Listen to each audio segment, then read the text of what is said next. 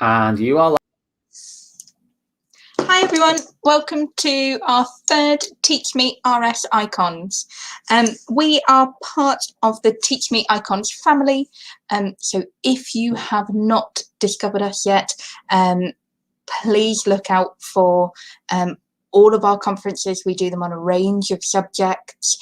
We have a very exciting leadership conference coming up, all overseen by the wonderful Tom Rogers. This Teach Me Icons is all things religious studies. We will be looking at things from the curriculum to Buddhism and teaching Buddhism respectfully. We've got 5 wonderful Teach Me presenters, and then we have our wonderful interview with the philosophy queens, with our philosophy queens. We have incredible sponsors who have allowed us to run this conference for free.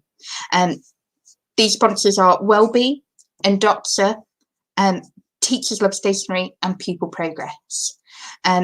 We have 4 Teachers Love Stationery presentations, stationery sets up for grabs.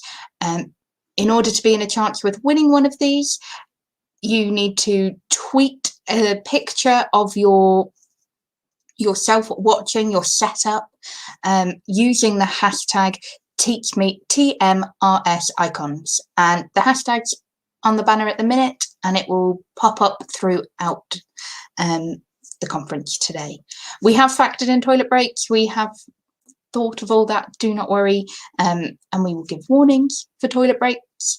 And our first sponsor, who we are absolutely delighted to welcome, are Pupil Progress. Pupil Progress have been in partnership with Teach Me Icons for years now. They are absolutely incredible, and I will not do them justice if I try to explain it. So I am going to hand over to Brett to talk you through all things Pupil Progress. Amazing. Really appreciate it. I always say it. We are incredibly proud to be part of this initiative. It's insane to see how much it's grown as well. We've been working with you guys for nearly 4 years now, I believe it or not, which is really scary. I also hugely value the time slot now, so I'm going to keep it really punchy and to the point, because I know you've got really great speakers coming up. What I'm going to do is I'm actually just going to share screen, and I want to give you an insight. It's not into the actual system, but actually a lot of what we're doing with regard to support for teachers now. That's all accessible today, absolutely free of charge. And I'm hoping that's going to bring up the screen very shortly. And yes, that's perfect. So first and foremost, we have a blog. Please visit pupilprogress.com. We've written some really insightful information, collating all the information across loads of the literature out there coming from DFE, Ofqual, etc. Secondly, we have a series of recorded webinars. You don't have to register for anything. You can literally just click and play. Again, these are on specifically how to administer your teacher assessed grades.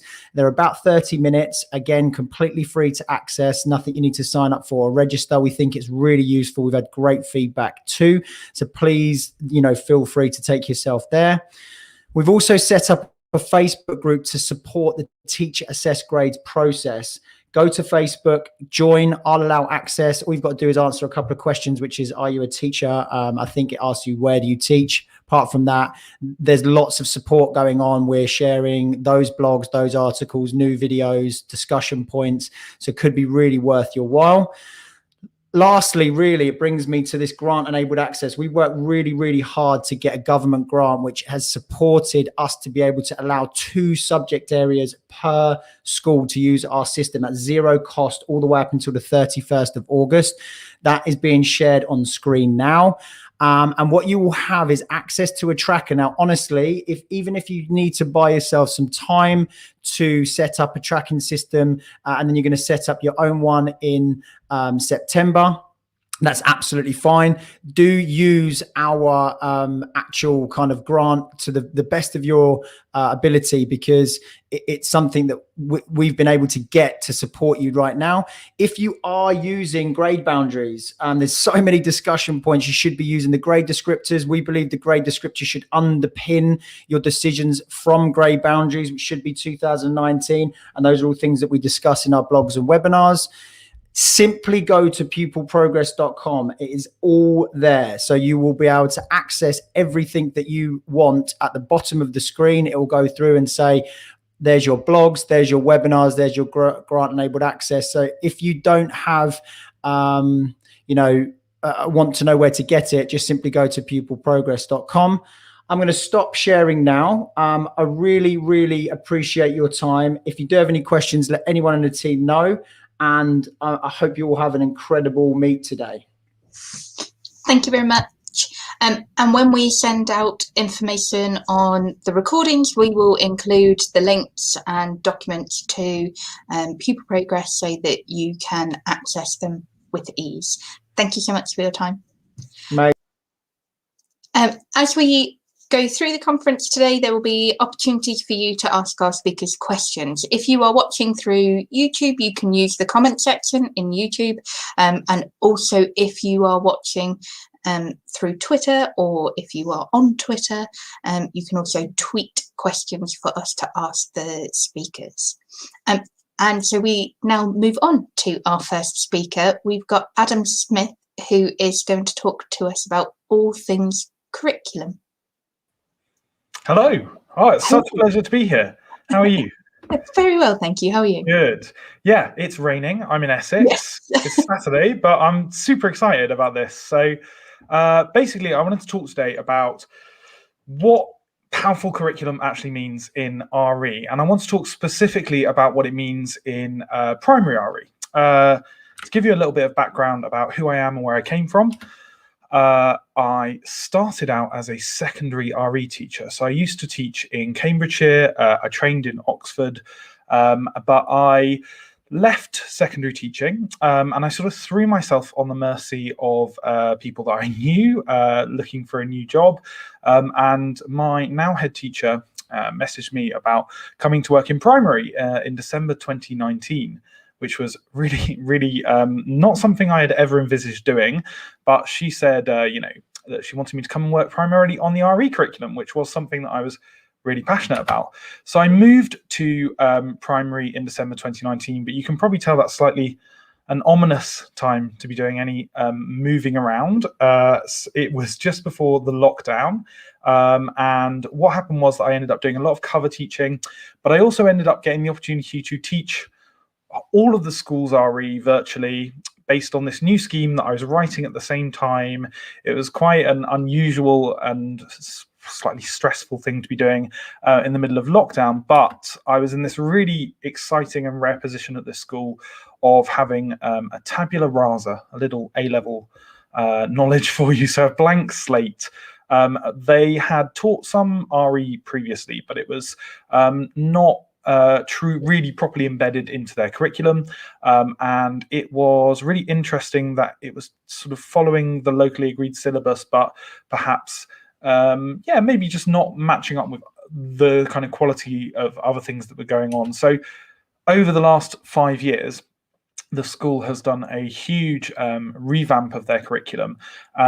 It's knowledge rich, which is a term that gets bandied about all over, and I very clearly understand what knowledge, I understand to an extent what knowledge rich looks like in secondary, and I'm still very much finding out what it looks like in primary. I think there's a lot more wiggle room in terms of what that phrase means in a primary curriculum, and there's all sorts of stuff out there.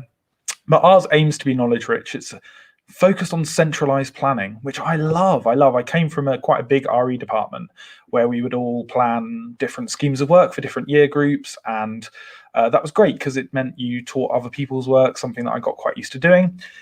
And that's how it is in our school. So I wouldn't say that everything is planned by a subject specialist, but it's all planned by people with lots of experience of planning primary schemes of work and planning them around the way that we do things. So I've planned schemes of work from year 1 to year 6, and I'm a subject specialist, and hopefully I'm developing some kind of specialism in planning other subjects like history and English as well, because I'm getting a chance to do that. And so we're a 2-form entry school, and every year group has a head of, or someone who's in charge of English, someone who's in charge of maths, and actually in year 5 and 6 we have 3 classes, and I'm the sort of person who's in charge of the foundation curriculum and well-being and things like that. And that centralized planning is such a godsend. It means that everything is prepared in advance, all the booklets are ready before you teach them, all the PowerPoints are ready, all the planning is ready. It's lovely.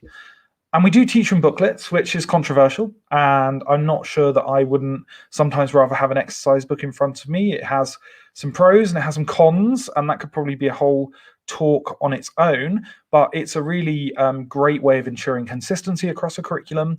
I would love to teach with exercise books for RE, but I'm really glad that the scaffolding is there for science, for example. I'm really happy when I have a booklet in front of me when I'm teaching history, because it really supports my subject knowledge in those areas. And over the last couple of years, the school's had a really big focus on increasing diversity in the canon that we have, in the subject material, in the people that we look at, introducing different history units, looking at different books in English from what we might have done in the past, so that our curriculum reflects the area and the student body that we have, and also the great diverse culture here in the UK and around the world. And we're in Southwark in South London, so 5 minutes walk north and you get to Borough Market, which is a lovely treat on a Friday afternoon, and 5 minutes south and you get to Elephant and Castle. You can see from my classroom window, you can see the Shard, and you can see the Tate Modern Tower. So it's a really fascinating place. And I'll talk a little bit more about how we incorporated the local into our curriculum in a little bit. So hopefully that gives you some idea of where we are. So when I arrived, I literally went into a meeting with a blank notebook that just said RE curriculum on the front of it. And that's not an easy position to be in necessarily. It's a fun position to be in, but it's not easy. And so I had to think about what kind of knowledge was important, and what I wanted to include, and like working together with other members of staff, talking about what this new curriculum was going to do. So I thought first about substantive knowledge. Substantive knowledge is the bread and butter of what we teach, the factual knowledge that we teach, the things that we teach. So I thought about what kind of substantive knowledge should be in a Key Stage 1 and Key Stage 2 RE curriculum. And that's stuff like encountering certain stories within the Bible, encountering certain stories from the Quran, getting to know about certain religious festivals, thinking about just the names of religions and the terms that we use for religions, just so that, you know, when they encounter these things again in their schooling, or they encounter them in literature or in their life outside of school, that they have this foundational level of substantive knowledge about different religions. I then thought about disciplinary knowledge, and this has been a big topic of discussion in RE the last few years. How do we do RE? So what does that look like? And it's a much more difficult question to answer in RE than in almost any other subject.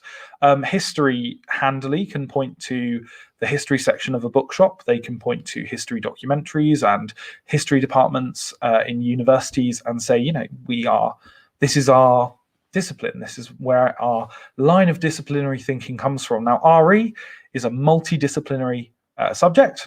It covers theology, sociology, social studies, art history, if I have anything to do with it. It covers a huge range of different, pretty diverse disciplines. So RE has to look more inwards to find its disciplinary workings. It has to ask, when a student encounters religion, what parts of that religion are we looking at, and what is interesting about that religion, and how do we want them to encounter that religion?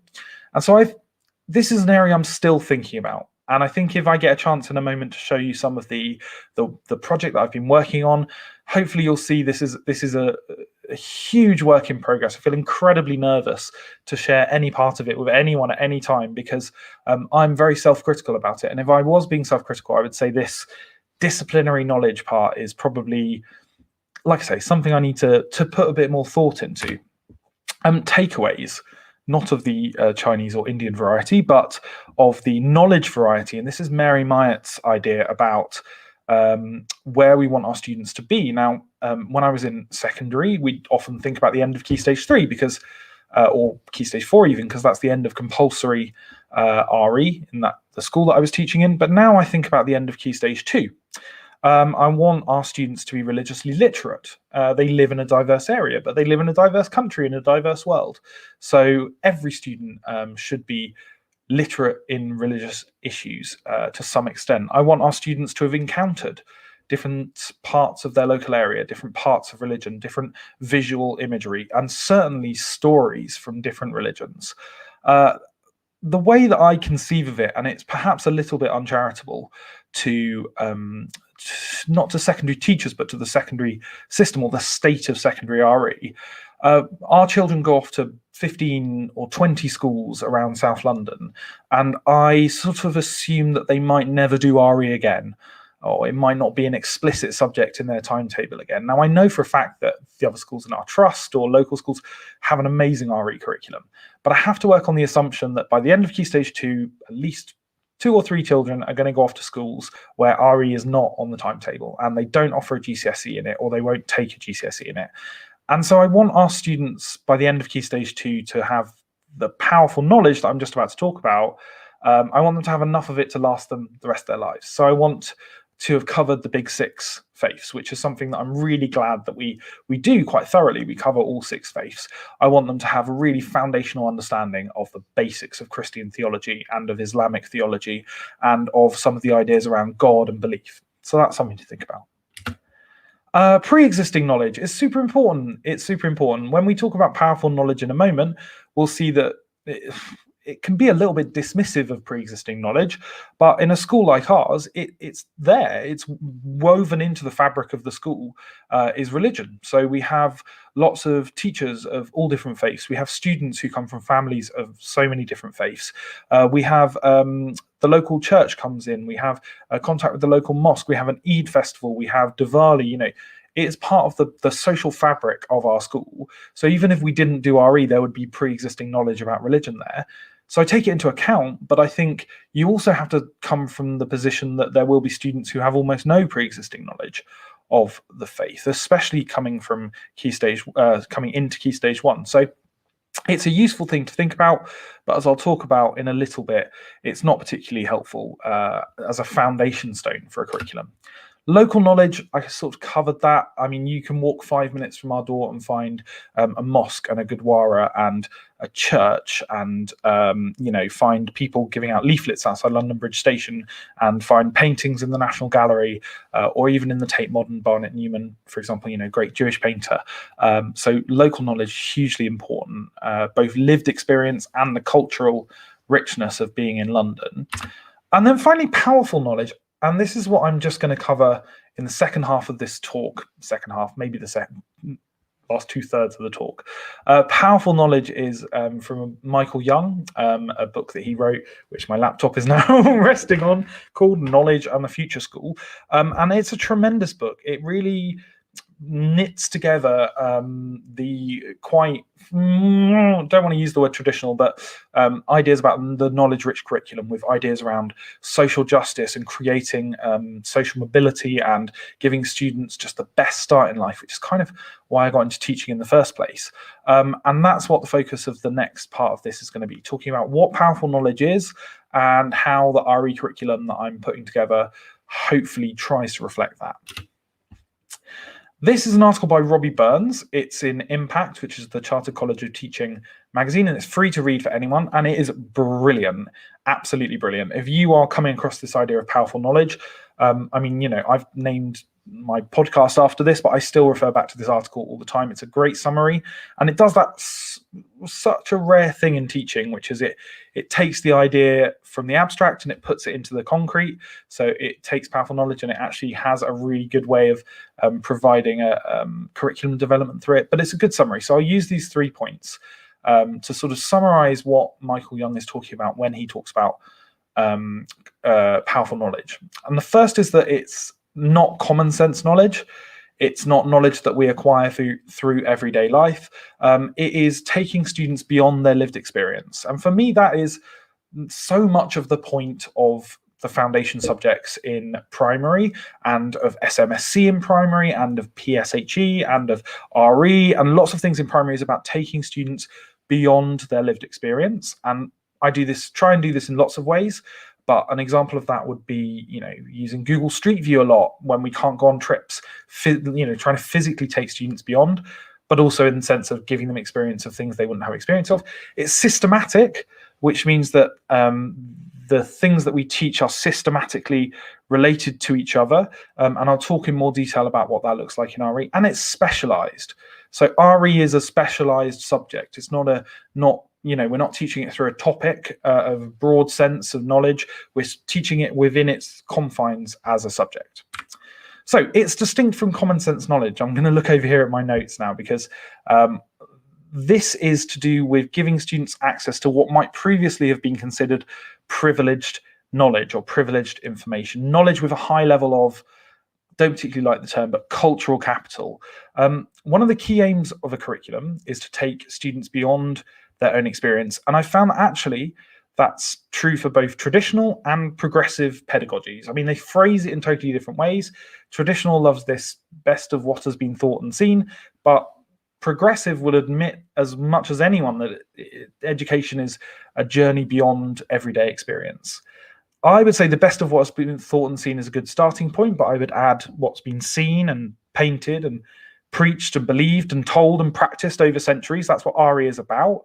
It's more than just about abstract ideas. It's very much about our lived experiences. It's very much about belief. I am a religious person myself, and when I look at my faith, I don't see words on a page as much as theology is important to me, but I do see the lived experience of myself and my brothers and sisters within my community. And I mentioned here about concentric circles. So often when we talk about extending students' horizons, we think of it in the broadest terms about bringing in a real global culture. And that's great and very necessary, but actually it has to be thought about in concentric circles. So our expansion can include what is familiar already. So it can include a study of the local, something which I do in my current school and did previously. And it can keep going and going outwards and outwards. It can look at London, it can look at the UK, it can look at Europe and beyond. And I really like that start with the local smaller circles. I really like to include a lot of what is local, but maybe unfamiliar. It still takes students beyond their experience to go and look at London Central Mosque if they've never seen it before. That circle becomes a bit bigger. My previous school was in Cambridgeshire, and we looked at Cambridge Central Mosque, but also Bedford Gurdwara, Corby's population of Scottish Protestants. We looked at Peterborough, which has a large Muslim population. It's slightly larger circles, but still familiar, but also unfamiliar. I don't know, maybe that doesn't make a huge amount of sense. It is systematic. So RE knowledge, for me personally, and this is a personal opinion, it's not gospel, RE joke, has to start at the systematic, and then it can explore the thematic. So our curriculum begins with systematic studies of religion. So it begins with studying Christianity and Islam in Key Stage 1, and then beyond that into Key Stage 2, each year they study another of the big six faiths: Hinduism, Sikhism, Judaism and Buddhism. But whilst they're doing that in one of the 3 terms, the other 2 terms, they begin to explore a thematic study within each religion. So I'll show you the curriculum on here so you can get a bit of an idea of what I'm talking about. You'll see year 1 and 2 is essentially an introduction to the basics of Christianity and Islam. You've got there the Quran, Muhammad, Easter, Christmas, the Hajj, ideas of pilgrimage, ideas of creation, of stewardship, of faith, of the difference between belief and certainty. Following on from that, you can see in year 3, they do an introduction to Judaism, picking up on those themes again: faith, belief, festival, celebration, creation, stewardship, covenant. But then, what did Jesus teach about the poor? What evidence of Christianity is there in London? That's our local study. What symbols are important within religion? And what does Islamic art teach about Allah? Year 4, again, we come back to those themes, and now we apply those themes to Sikhism. But then we look at Christianity and visual art. We look at churches and Christian art.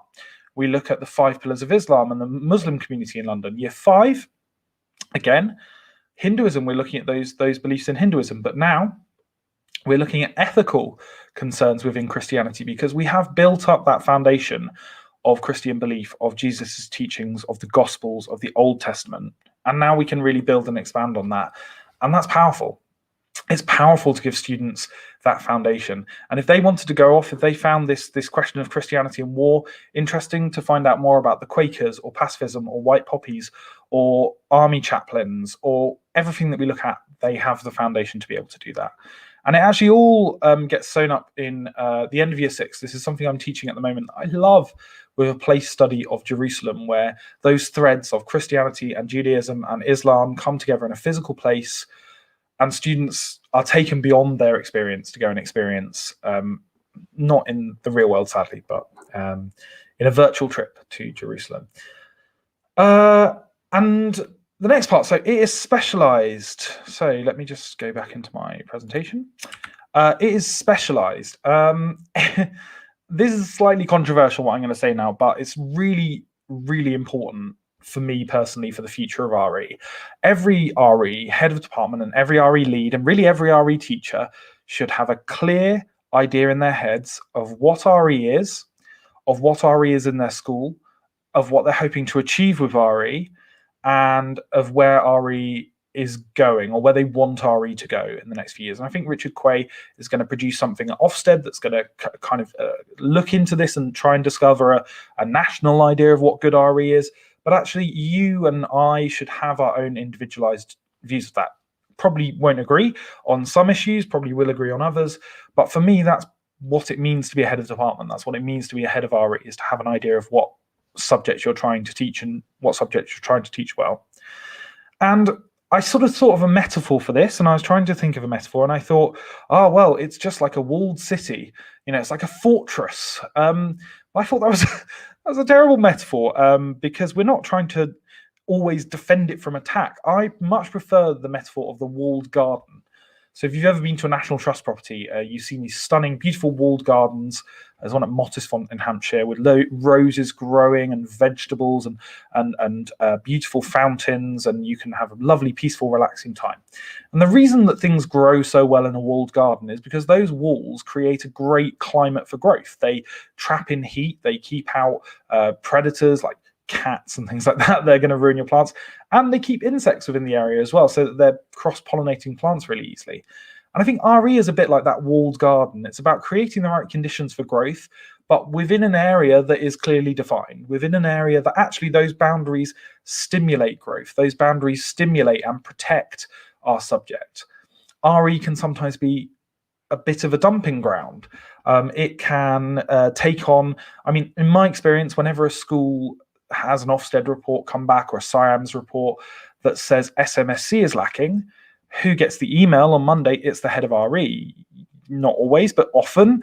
And suddenly RE has to become the conduit for improving SMSC, which it does because it's a fantastic subject, but it shouldn't be the only way of doing that. And if someone came to me now and said, oh, we would like to teach about the progress in rights for women over the centuries, I think RE, that's a natural fit, isn't it?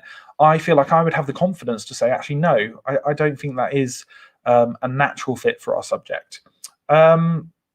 So yes, the walled garden metaphor in terms of it being a specialized subject is important. RE needs to have an identity. It needs to have a clarity of thought within each school, even if perhaps that is sometimes a little bit lacking at a national level, not for want of trying, but I'm sure we all know some of the debates that are going on at the moment. I think it's quite important to have a side on those debates and yeah, to think about them. Before we do that, I thought I'd just show you a quick, I know I've only got a minute or two left, but I thought I'd show you, I talk about this curriculum in the abstract. So this is still a huge work in progress. But this, for example, is some year 5 work that we did last half term, looking at Jesus and poverty. And so we have a booklet, which is also supported by a PowerPoint that looks like this, with lots of information in it. And this is all about supporting subject knowledge to make sure that students have access to the right knowledge, to make sure that teachers, more than anything, are supported in their subject knowledge, because I've put some research into this and made sure that it's mostly correct and good, and hopefully they feel then confident to pick it up and run with it.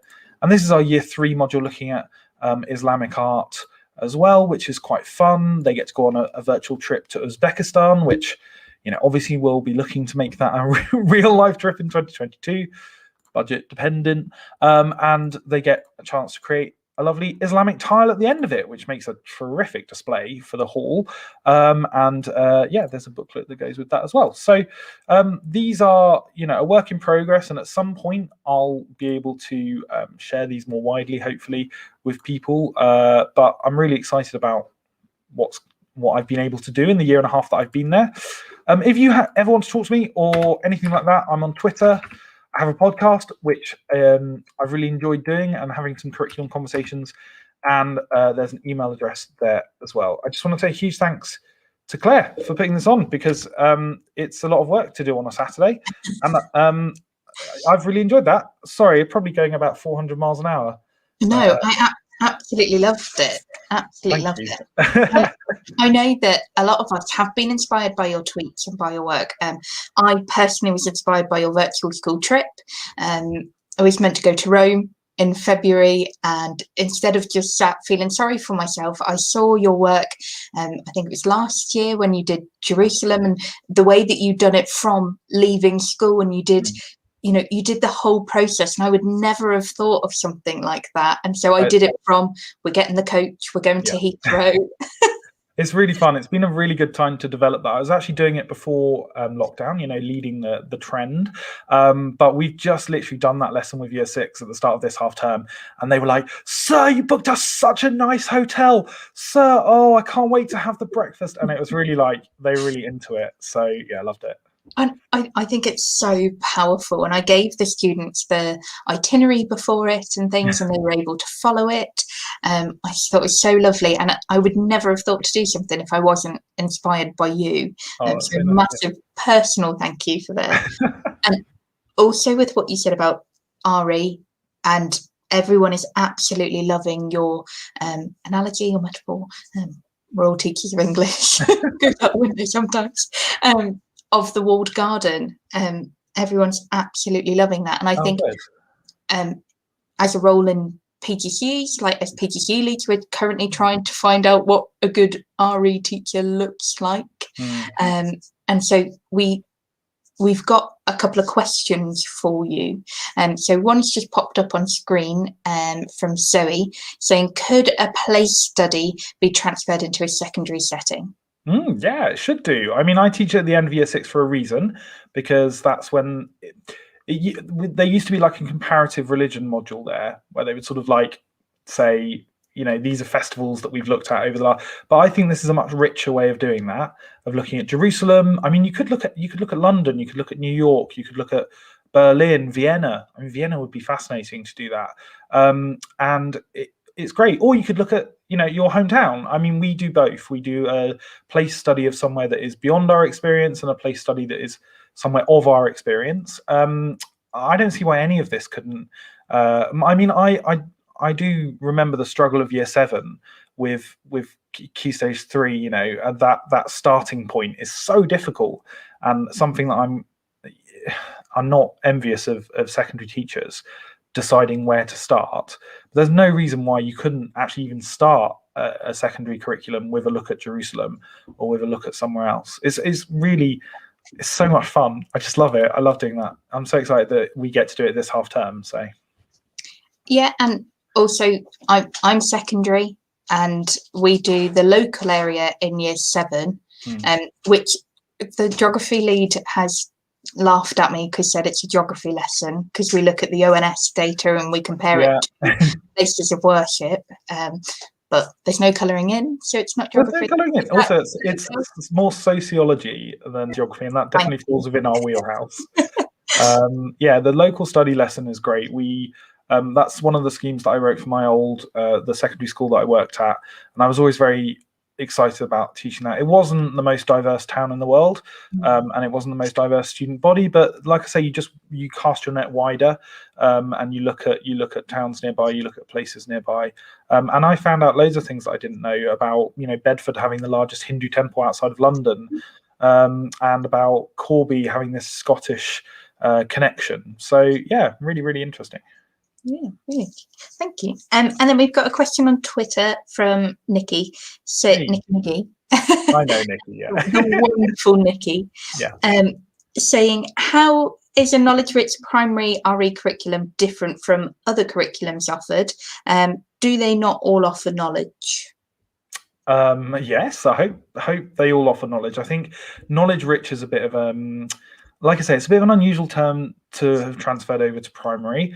I think that I kind of was a bit naive when I turned up in primary, thinking that I would just be able to basically teach year 7 stuff to year 1 and just change some of the keywords, get rid of the tier 3 vocabulary, and we'd be fine.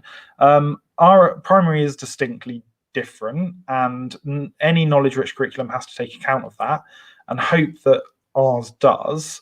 Are all curriculums not? I think, to be honest, I wouldn't be true to myself if I said that I think all curriculums are equal, because I don't. I think that some ways of teaching RE are better than others, and I think that some ways of teaching RE are more, I tend to use the word knowledge, they're sort of knowledge rich and knowledge heavy, and I would steer away from knowledge heavy, which is kind of the we're going to learn a knowledge organizer approach to, and we're going to, that's not my cup of tea necessarily. But also I would steer away from I don't want to call it knowledge light because it's a bit derogatory.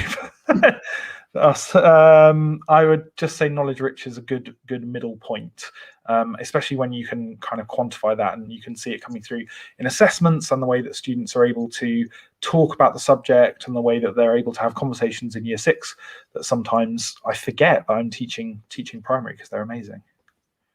And I think that's the thing, that at secondary sometimes we do forget how rich primary RE is, and so my big piece of advice, and I've said this to my trainees, is go and speak to your primary schools, go and make that link, and that will make your key stage 3 curriculum a bit more seamless and a bit more, you haven't got students saying, oh well, we've done this, and particularly if we've got your students coming to us who've just done their trip of Jerusalem and can tell us everything. If we start again with intro to Christianity and they know that. But then on the other hand, it's so difficult. I mean, again, thinking back to this secondary school, I think they had 2,500 students and they were 10 form entry, and that's dozens of primary schools across this town and the surrounding countryside and nearby villages. So aligning those two curricula, unless you're an all-through school, is almost impossible without a national curriculum, which I'm not going to talk about, even though I really want one. It's really, really, really difficult to do. So if you do start from scratch, if you do start from the introduction to Christianity, I love that our curriculum will make our students from our school the expert in the room on that. I remember teaching year 7, and there would always be the odd kid here or there who'd either done it before or was from a religious family. And that was the one lesson in year 7 where they got to put their hand up and be really confident and see you afterwards and be like, sir, did you actually know that? And I just loved it. I loved it for that kid. That was their real, like, show off, brilliant, loved RE lesson. And hopefully all the kids leaving our school in year 6 will feel like that RE in secondary school, if it is starting from scratch again, they will get to be the expert in the room and have that input and have that confidence boost. So I try and frame it in a more positive light, because to be honest, I don't know, there's one big feeder school for our school. I never really I haven't yet got around to making links with them. And it's not always the easiest thing. It's not always the most helpful thing. Sometimes it's held up as a panacea that by making links to your local secondaries, everything will be fine. It's not always easily done. That's why we need a national curriculum in RE, which is something I wasn't going to say, but I'm going to say it. So. Yes, so our next speaker is Wendy Dosset, and I got to speak to her undergrads yesterday. And one of the questions was, what is the one, if you could knock on Gavin Williamson's door and change something, what would it be? And mine was national curriculum. So I like that we're on the same page. Okay, good. but I completely agree about having that expert in the room, and I think it also works in favour of our SEND students. Of I can remember having in my NQT year an autistic student who was like, RE is not for me, and so he became my token atheist or my token humanist, and he would then, that was his role, and it gave him that role. And as you say, it's that that importance, and it brings that child's confidence out as well. Yeah, no, it's RE is good for so many reasons, but I've often found that students who struggle elsewhere really enjoy RE, and students that really need that confidence boost because they're SEND will find that RE is a subject they can really get their hooks into and really become confident in. I mean, that's just been my personal experience. There's so many lovely year sevens who I think about who just loved RE, and that was really nice. And I think it just makes such a difference. It really makes a difference, but across the board as well. So once they're engaged in RE, it will have that impact on their literacy skills in another subject. And again, that is one of the most powerful parts of our wonderful walled garden. Yeah, that's right. Yeah. Thank you so much for your time on a Saturday in the busiest half term of the year. I don't have to do teacher assessed grades. All right. So my massive solidarity goes out to any secondary teacher who has found the time to watch this and do that. So, you know, to say I jumped ship at the right time would be a little bit snug on my behalf, but perhaps it's not fun. It's not fun at the minute. It's not been an easy year to be a secondary school teacher, so you've all got my love and my solidarity at the moment. Thank you so much for your time. Much appreciated. Thank you. Okay, so our next our next bit is a video from our sponsors, Wellbe. And the video will explain what they do and how they can support you in school. A third of new teachers leave within 5 years. School recruitment targets missed since 2012. UK teacher job satisfaction among the lowest globally, and stress and mental ill health is the #1 cause of long-term absence. And all this was before the impact, uncertainty, anxiety and added workload from COVID-19. There is a solution that will help you solve these problems and effectively tackle the causes of poor staff well-being. Introducing Wellbe. Wellbe follows an evidence-built process, which means you can easily assess the current well-being of your staff, know what to focus on for the biggest impact, track progress and capture ongoing staff feedback. As a result, your school will keep more of its staff who are happier and more engaged, improve student outcomes, and likely save £20,000 to over £100,000 annually. 12 months of Wellbe includes an online survey, detailed report with benchmarks and recommended actions, anonymous feedback tool, resources and ongoing remote support to simplify and speed up your journey and deliver the outcomes you need. All with a money-back guarantee. Schools we work with have found this transformational. To book your free demonstration or to find out more, get in touch today. So as I mentioned earlier with the pupil progress, after the pupil progress talk, when we send out the recording, we will send out the links to our sponsors' websites so that you can have a look and see if it's something that fits your school and fits you. So yesterday I had the absolute privilege of talking to Wendy Dosset's undergraduate students.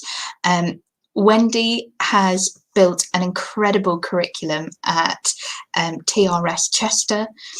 It's where I began, so I am very, very biased. And Wendy has created a module for teaching religious education. And it's what started my journey into RE teaching. It was a wonderful foundation for the PGCE. It was back when there was all sorts of requirements for the PGCE, for dates in school, and I didn't even have to think about any of that because Wendy had just sorted all of that for me. And Wendy has encouraged me throughout my career to, without being very cheesy, to be the change you want to see in the RE world, not just the world. And Teach Me TMRSIcons has come from that encouragement and that support from Wendy. So I was explaining to her yesterday that I was seeing the same people, I was seeing the same topics at conferences and wanted something different. Therefore, Ruby, Tom and I created something different. And so I have the absolute pleasure and joy of introducing Dr. Wendy Dosset from TRS Chester to talk about all things Buddhism. Oh, Claire, thank you so much for that introduction. And it is just wonderful to see your career as it's developed and the leadership role that you are taking in the RE world. We, all of us in TRS Chester, follow your career with great interest and great pride. And it's lovely to be invited to speak at this event that you've played a part in creating. Feels like a loop being closed in a way, which is really lovely. I just want to say before I kind of launch my PowerPoint, I have got a PGCE, but I haven't been in the classroom for a few decades. So I know there will be people listening to the session now who have real live lived experience of teaching about Buddhism in primary and secondary schools. And I really want this to be an opportunity for you to contribute and raise your questions and kind of participate in this in the chat. So please do, and please be aware and patient with me that I don't have that experience. However, I am a big fan of Buddhism. I think it's absolutely crucial that it's on the curriculum. I'm just going to share my screen. Is that working? Share.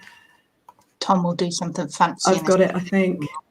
Make it all. Yeah. Okay, that looks right. Okay, so I'm going to kind of talk about Buddhism as a worldview. I want to start off by saying, really, Buddhism is not a singular worldview, and that's an important kind of area of discussion within this religious education stroke religion and worldviews debate, is that it does open the scope for talking about traditions as diverse and as kind of not singular and not hermetically sealed off from each other. So although that's my title, Buddhism as a Worldview, I want to really say that Buddhism is actually many worldviews, and that's one of the kind of complexities that RE teachers have to negotiate, and it's not straightforward, really. So the aims of this session, I really want to talk about why I think Buddhism is a good choice in RE, or religion and worldviews. It's often the last one on the list to be chosen. I think people have concerns about Buddhism, whether it fits, whether it's perhaps a bit too challenging, whether it's even a religion and therefore perhaps doesn't count. So I'm going to look at that question. I'm also going to ask the question, what can Buddhism offer to efforts to decolonize the religious education curriculum? So this is a kind of debate that is currently happening. We're looking at, as an RE community, looking at the way the RE curriculum has been shaped in the way that it has, and whether as we do that archaeology of knowledge, as Foucault would call it, whether underneath that there are some problems, and there's a kind of history of colonialism and other forms of power in the way that the curriculum has been shaped. So I'm going to talk a little bit about that. I'm also going to say a little something about the naming of the tradition. This is a debate that I see teachers having, and I just really want to commend teachers for being willing to look critically at the terms we use to name traditions. And they're highly debated, and these debates are quite fraught and difficult. But I want to finish up by saying something about Buddhism in that context. So, yeah, I want to address some of the challenges that I think, I sometimes hear from RE teachers who are reluctant to look at Buddhism. And the first one is the fear that Buddhism is hard. And I think that often comes from a worry that Buddhism is very abstract, and it's very doctrinal, and it's very philosophical. And therefore, there aren't those kind of concrete hooks to kind of get your teeth into, to get that knowledge richness that Adam was talking about earlier. It's quite hard to pin down. So I actually think the reason people think that is because we have got a colonial problem in the way Buddhism is constructed within the RE curriculum. We tend to talk about the abstract doctrines. We don't talk very much about practices or the diversity of the lives of Buddhists around the globe. It's always about those very kind of difficult concepts like dukkha or anatta or praticcasamuppada, and it's all very kind of terminology dense and abstract sounding, and I think that is a problem that we need to address. I also think people are anxious about Buddhism often because it is so diverse. And of course, it's no more diverse than any other religious tradition. It's not special and different in that sense, but it is, some of the diversity is very striking. So we operate, I think, from a Western Anglophone perspective with this image of a saffron-robed monk with a shaved head and an alms bowl. And we're not really aware of types of Buddhism that perhaps deviate from that image. And as soon as you become aware of that, as RE teachers do, then that's complexity. It creates complexity, which I think is challenging. And there are people who would argue that we shouldn't really be talking about Buddhism in the singular, but we should be talking about Buddhisms in the plural. And I think we've got problems generated by the world religions paradigm. So what I mean by that is the way the RE curriculum has historically been structured bases itself on the idea of what a religion is, and that idea of what a religion is comes from Christianity. So Christianity provides the blueprint, and other traditions are kind of distorted in order to fit that blueprint. So just as an example of that, every RE curriculum that I have ever seen or been involved with places great emphasis on the story of the life of the Buddha, the historical Buddha. So much so that you would almost think that the historical Buddha plays the same role in Buddhism as Jesus does in Christianity. But that is not the case. A large number of Buddhists all over Asia, they may have heard of the historical Buddha, but they wouldn't be particularly interested in the historical Buddha. They might have ideas about other enlightened beings, other Buddhas, other bodhisattvas, or they might have an idea of Buddhahood that all sentient beings participate in, all sentient beings having the Buddha nature. And the way that historical Buddha is figured in the tradition according to curricula really is a function of the problem of the world religions paradigm, and how non-Christian traditions are shaped by Christianity and the expectations of Christianity and what religion should look like.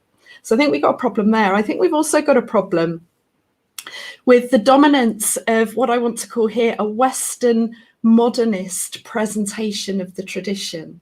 And I'm going to dig into that a little bit in this presentation. I think Buddhism is sometimes kind of seen as a bit of a scary one, because it does offer that challenge to traditional definitions of religion, because of its position on God. And I've said, you know, its position on God, there isn't a singular position in Buddhism on God. However, there are lots of kind of debates and discourses that tend to put the questions that are central to perhaps the monotheistic religions like Christianity as really not the point of what sentient beings face in life. And a great example of that comes from one of the Pali texts, one of the suttas, and it's the parable of the poisoned arrow. And I'll just quickly outline that for anyone who hasn't already heard of this parable. So the Pali texts talk about the Buddha as traveling around and going to speak to various communities, and he goes to speak to you know, different villages in different places, and they often ask him these understandable questions. If you were to meet a teacher who was awakened, I'm sure everybody would want to ask, you know, is there life after death? Is there an omnipotent creator God? These, you know, kind of pressing questions of human existence. And often the Buddha just didn't answer those questions. He was silent on those questions. But on one occasion, he responded by telling a parable. And this parable is called the parable of the poisoned arrows. So he says that, you know, imagine there's a man and he's been shot by an arrow, the tip of which has been dipped in poison, and the poison is seeping into the man's system, and, you know, progressively he's going to die. It's a very urgent situation. But rather than getting medical help, what this man does is asks all sorts of questions about the arrow. You know, where did it come from? Who shot it? How far away were they when they shot it? What's it made of? What's the wood? What bird did the flight of the arrow, the feather, come from? And so on. Why did I get shot? And while he's asking those questions, obviously he's dying. And the Buddha says to the disciple, you know, his followers, what should the man have done? Well, he should have, you know, got medical help. He should have removed the arrow. That was the urgent thing to do. The questions are interesting, but they don't, even if you got an answer to them, they don't address the current emergency that the person is experiencing. So those questions are metaphysical speculation. Those questions about whether there is a God or not, whether there is life after death or not, whether there is reincarnation or not, those kinds of questions, metaphysical speculation, they're interesting, but even if we could get answers to them, they don't actually address the urgent situation, which from a Buddhist perspective would be the need to root out greed, hatred, and delusion. So Buddhism kind of sidesteps the question on that occasion of whether or not there is a God. So I think Buddhism has a particular appeal in the classroom because of that. So that's something that students often find really kind of interesting and curious, and it's very useful to be able to challenge traditional definitions of religion that do rely on the idea of a god. I think Buddhism has an appeal in the classroom because of its emphasis on peace and non-harming. So there's an idea, well, the precepts, which are kind of aspirations for behavior that Buddhists kind of take on and work with. The first precept is the precept of non-harming. Buddhism is also skeptical of authority. So it says don't accept teachings just because somebody with authority speaks them, or accept them because the Vedas taught them, or they appear to have come from a revelation from a divine source. Don't accept them for those reasons. Test them out and see if they are fruitful, if those teachings work. So that comes from one of the Pali texts, the Kalama Sutta. And that idea of testing the teachings, I think, is very popular. It's one of the reasons that Buddhism is popular in the West, and I think it's one of the reasons why students of RE are kind of curious about Buddhism too. Buddhism is often presented as rational and compatible with science.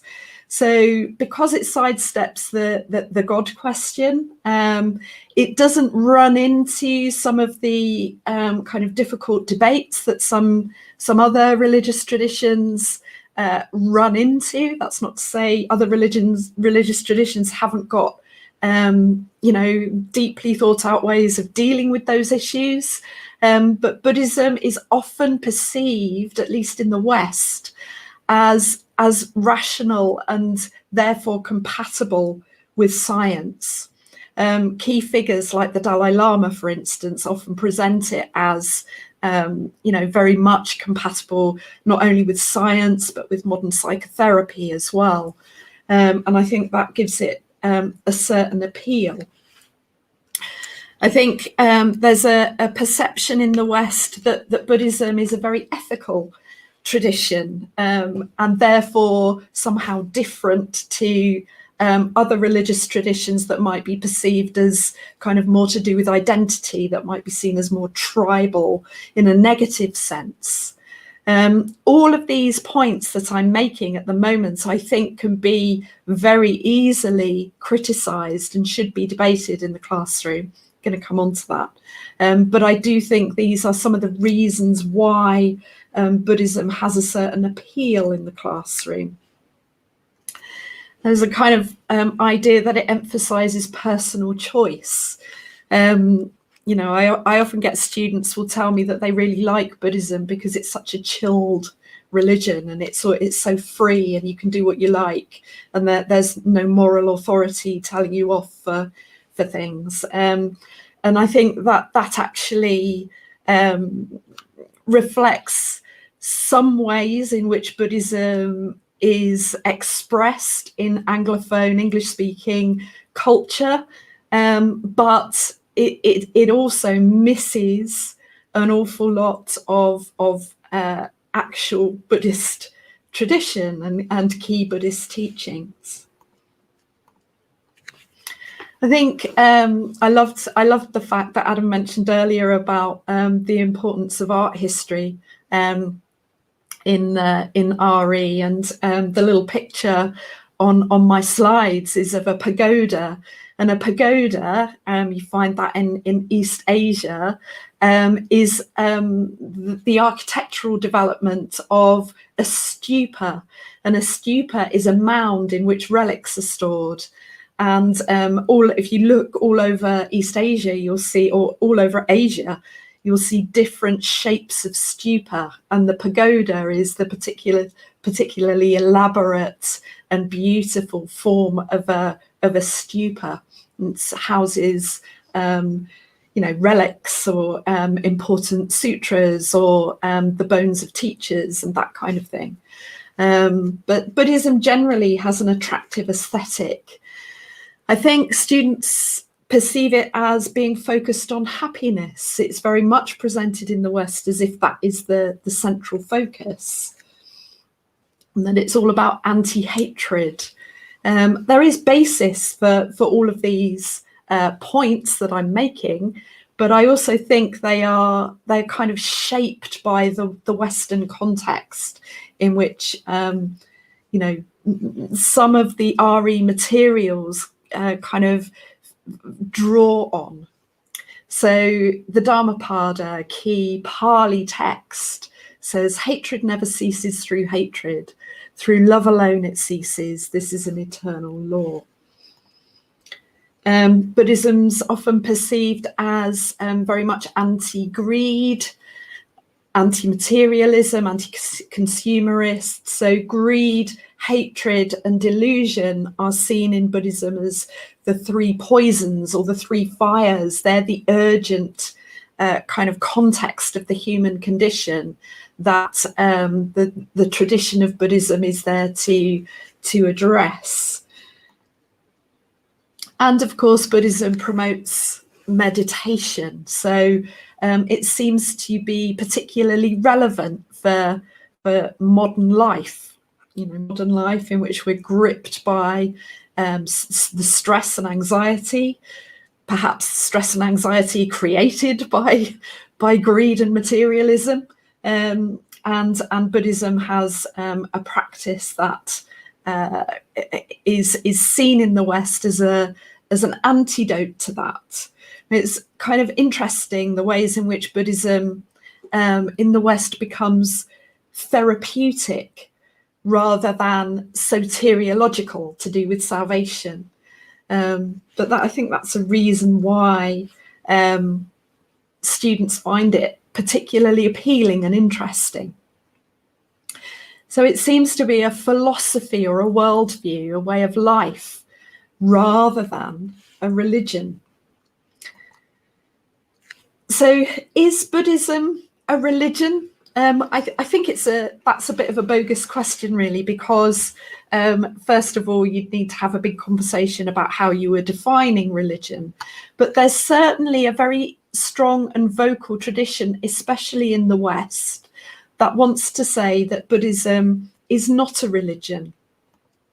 One of the key kind of popular authors in that tradition is Stephen Bachelor. So he sees Buddhism as entirely rational, entirely therapeutic, totally appropriate for the secular context of the West, and in fact that Buddhism should drop its what he perceives as kind of religious elements, so belief in multiple realms or multiple enlightened beings or reincarnation, or the value of certain Buddhist practices other than meditation.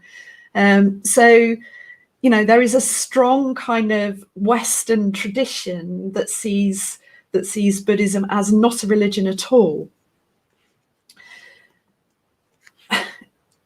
However, many Buddhists, both in the West and in Asia, do have worldviews with lots of elements that I think do invite the term religion to be considered. So, I've given one example there of the picture of the Bhava Chakra, the wheel of life, Tibetan presentation of that wheel, but it reflects a kind of pan-Asian belief in multiple realms and multiple existences. The realm of the hungry ghosts, for example, which I think is in the bottom left of that picture there, those beings with thin necks and large bellies trying to slake their thirst from flaming streams. So they're they're kind of pictures of insatiability, and as a kind of hellish existence. Well, Buddhists all over Asia believe in the presence of the hungry ghosts. It's not just a kind of psychological trope. It's a kind of real metaphysical belief. So Stephen Batchelor's kind of stripped down idea of Buddhism doesn't recognize that. Another key writer in the English language, David Brazier, he doesn't directly attack Stephen Batchelor in this book, but he argues that Buddhism is a religion. You can believe it, and he wants to put belief and faith at the center of the Buddhist tradition. So this is a debate that is kind of live, and the idea that you can easily answer the question, is Buddhism a religion or not, kind of misunderstands how complex this is, and it's taking place within a discourse which itself is changing. And I really think a lot of RE kind of focuses on those abstract teachings and misses all of the elements of practice in Buddhism. Doesn't recognize that Buddhism is very much a devotional tradition, that it has priesthoods, as well as the image of the monastic, that saffron-robed monastic that you would see in Sri Lanka or Thailand, for example. If you go elsewhere in Asia, you have Buddhist priests who are married, who have families, who earn money from their practices as a priest. So that kind of monastic image that is so strong in our Western kind of notions of what Buddhism is really isn't the whole picture. And it's important to ask the question, why have we got that picture of Buddhism when really, sure, it's an element, but it's only one element. And the Buddhist world is far more rich, far more diverse than that. So I've put on the slide there, not only priesthood, but institutions, devotion, people offering incense there, offering incense and flowers. That would be part of the daily life of Buddhists all over Asia. That priest there, he's offering incense in front of a very richly decorated altar covered in gold leaf. So Buddhism is associated not with anti-greed and poverty, but with wealth. So we have institutions all over Asia that are very rich institutions, and I think that's often not realized in the presentation of Buddhism in the RE curriculum. So a bit about diversity. So often Buddhism is kind of simplistically broken down into what look like two equivalent traditions, Theravada and Mahayana. They're not equivalent traditions. Theravada is a tradition, and Mahayana is an umbrella term for an enormous number of different traditions that talk about the Buddha in very different ways, who don't even talk about the Buddha at all. So there's this emphasis on the narrative of the life of the Buddha in the Pali canon, but Mahayana Buddhists have a whole corpus of other texts that they use, which talk about other Buddhas, other awakened beings, or even the idea of the Buddha, as I mentioned earlier. So I did spot a question just coming up there, which I'll come to perhaps in the chat afterwards, but that's directly on the point that I'm making at the moment, that the emphasis on the historical Buddha really privileges one particular kind of Buddhism. And the centrality of meditation as well. It's not universal, the practice of meditation in Buddhism. Edward Conzer, the great Oxford Sanskritist, called meditation the heartbeat of Buddhism. But if you were an anthropologist and you went around Asia talking to Buddhists, you'd find, a real mixture of Buddhism that doesn't deal with meditation or use meditation at all. So, for example, Pure Land Buddhism doesn't emphasize meditation at all. I've put a picture there of the statue. When I was doing my fieldwork in Japan, I saw this statue being built. It's 120 meters. It was at one time the tallest statue in the world. It isn't anymore. But it is the statue not of the historical Buddha, but the Buddha Amida, or in Sanskrit, Amitabha, the Buddha of the Pure Land. And the vast majority of Buddhists in Japan are Pure Land Buddhists. So just to kind of finish up and talk about decolonizing the religious education, religion worldviews curriculum, I really want to acknowledge the role of colonialism in the generation of our picture of Buddhism that we inherit in the RE curriculum. And I think it's, the founder as central is part of that. Theravada Buddhism being positioned as orthodox and Mahayana being positioned as a deviation from that orthodoxy, I think has colonial roots. It's because, the West first encountered Buddhism in those Theravada contexts, largely. Buddhism being depicted as rational, that's, that has colonial roots. The kind of Victorian civil servants who were excited by Buddhism were excited not by its supernatural beliefs or its devotions and practices, but they were excited by the individualism, the idea of the Buddha as a kind of solitary hero, spiritual hero, who's rational and critical of the kind of religious beliefs of his time. And I think that idea of Buddhism as rational is actually a colonial inheritance. I've mentioned there as well the dominance of white authors, and I have to acknowledge my own position in that context. I'm a white person who's interested in Buddhism, but I think we need to read Asian authors, who are talking about the Buddhism that is lived and practiced in their own contexts. I think there's a dominance of focus on texts, teachings, and monasticism in textbook presentations of Buddhism, and that is a colonial inheritance.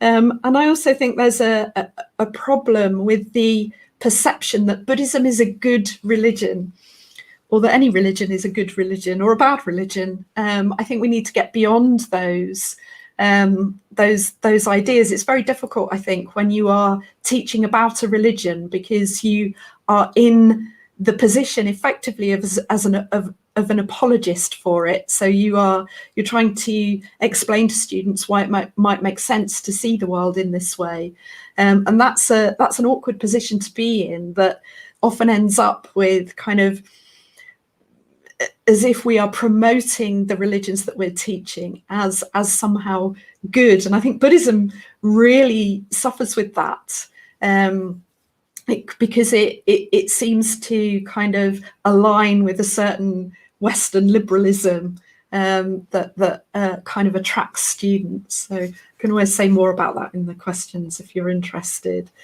But yeah, just to finish on what to call it. So I really appreciate the conversations that teachers are having about renaming traditions.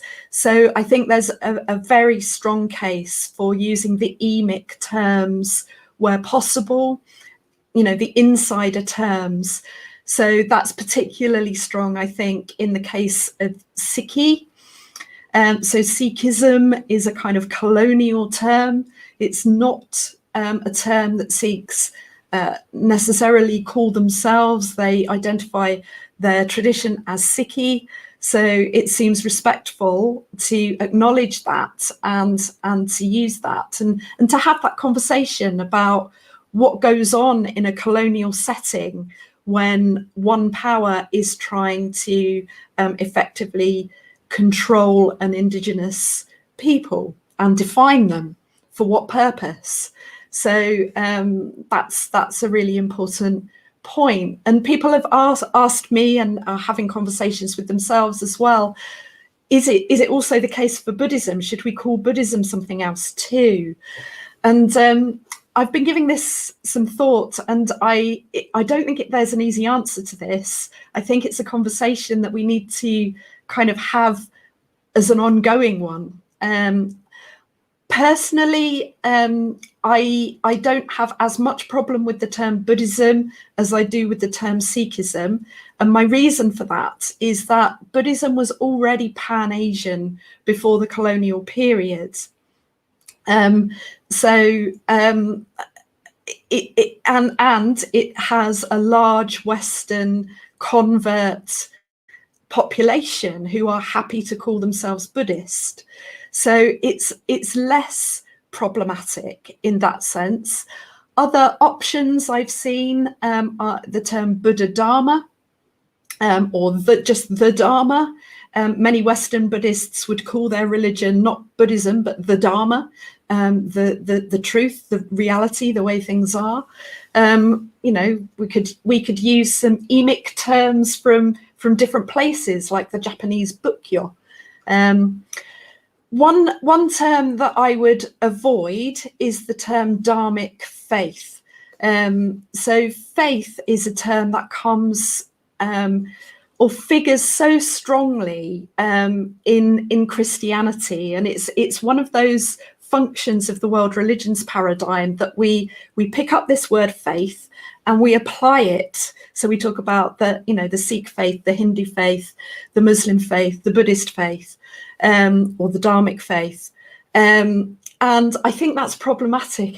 That's part of the world religions paradigm. So I would avoid the term faith.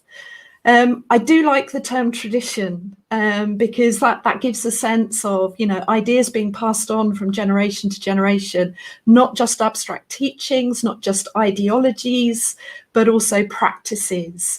So the Buddhist tradition, or Buddhist traditions in the plural, I think works really well. So I'm just going to move my slides on because I've got some resources that I wanted to share with you, some books there, and also some fabulous websites. I think, hopefully, Claire, I'm right that people will have access to these slides. Is that right?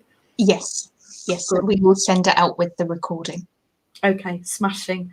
Well, that's me. I'd love to hear if anyone's got any questions. You've managed to answer one question with this slide. The wonderful Nikki McGee had said that she has just finished a scheme of work on Buddhism and now needs to take a step back and have a little thought. But she said, where would your starting points for practices or figures be? Is there any one on this slide that you would pick out or highlight in particular? Yeah. Let me go back to that one. Can you see that okay? Oh dear, sorry, I have to go through the whole thing. Well, I'll just speak to it. So the one that I would recommend is Merv Fowler's book. Oh, done it again. I'm always doing that. Sorry, my doorbell. Buddhism, Beliefs and Practices, the last one on the slide there. So it's not the best all-round introduction to Buddhism that I've ever read, but what I really like about it is that it really does talk about practices, and it talks about diversity.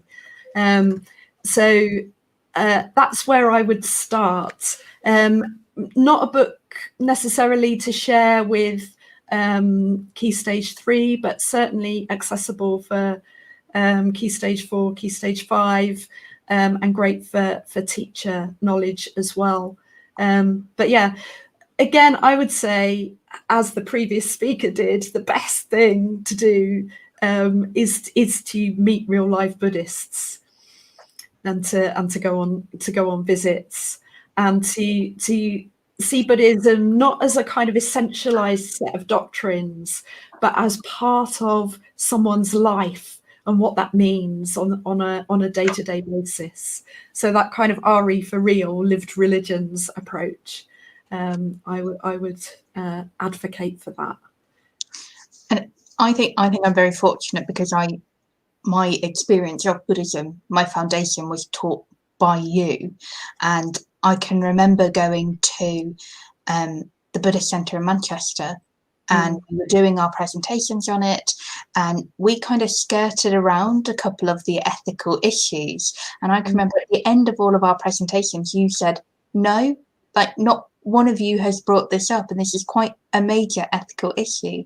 And so that has given me confidence in my practice. And in a previous conference, Paddy Winter said this similarly with sources and texts, that we can't shy away from being critical about sources and how good they are and where we get them from. And you summarized that perfectly in the decolonizing the curriculum of being aware where these sources come from. And history do that quite a lot, but we don't seem to. Yeah, it's worth asking students, why do we think the Buddha is so important? Where have we got that from? Because we haven't got it from Buddhists all over Asia. It's a kind of historical inheritance from the colonial way in which Buddhism was encountered in the first place. And you mentioned it earlier as well, that these are conversations that are happening, and you and I spoke yesterday about how this is a very exciting time for RE, and we're decolonizing the curriculum, we're using a lot more scholarship, and so we're in a very, very exciting time in the RE world.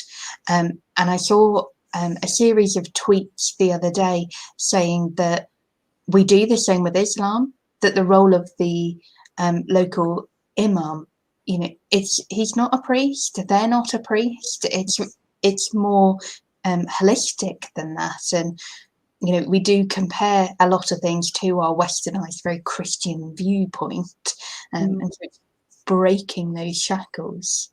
Thank you so much. All the comments have been incredible. Everyone's going back and writing their curriculums now. Dawn Cox said, has anyone got a Key Stage 3 curriculum that ticks all these boxes?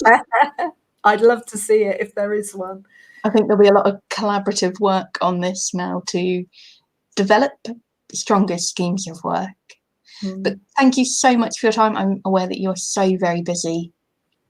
Always, not even just at the moment, but always so very busy. You really do appreciate it. Thank you. Thanks everybody for your questions.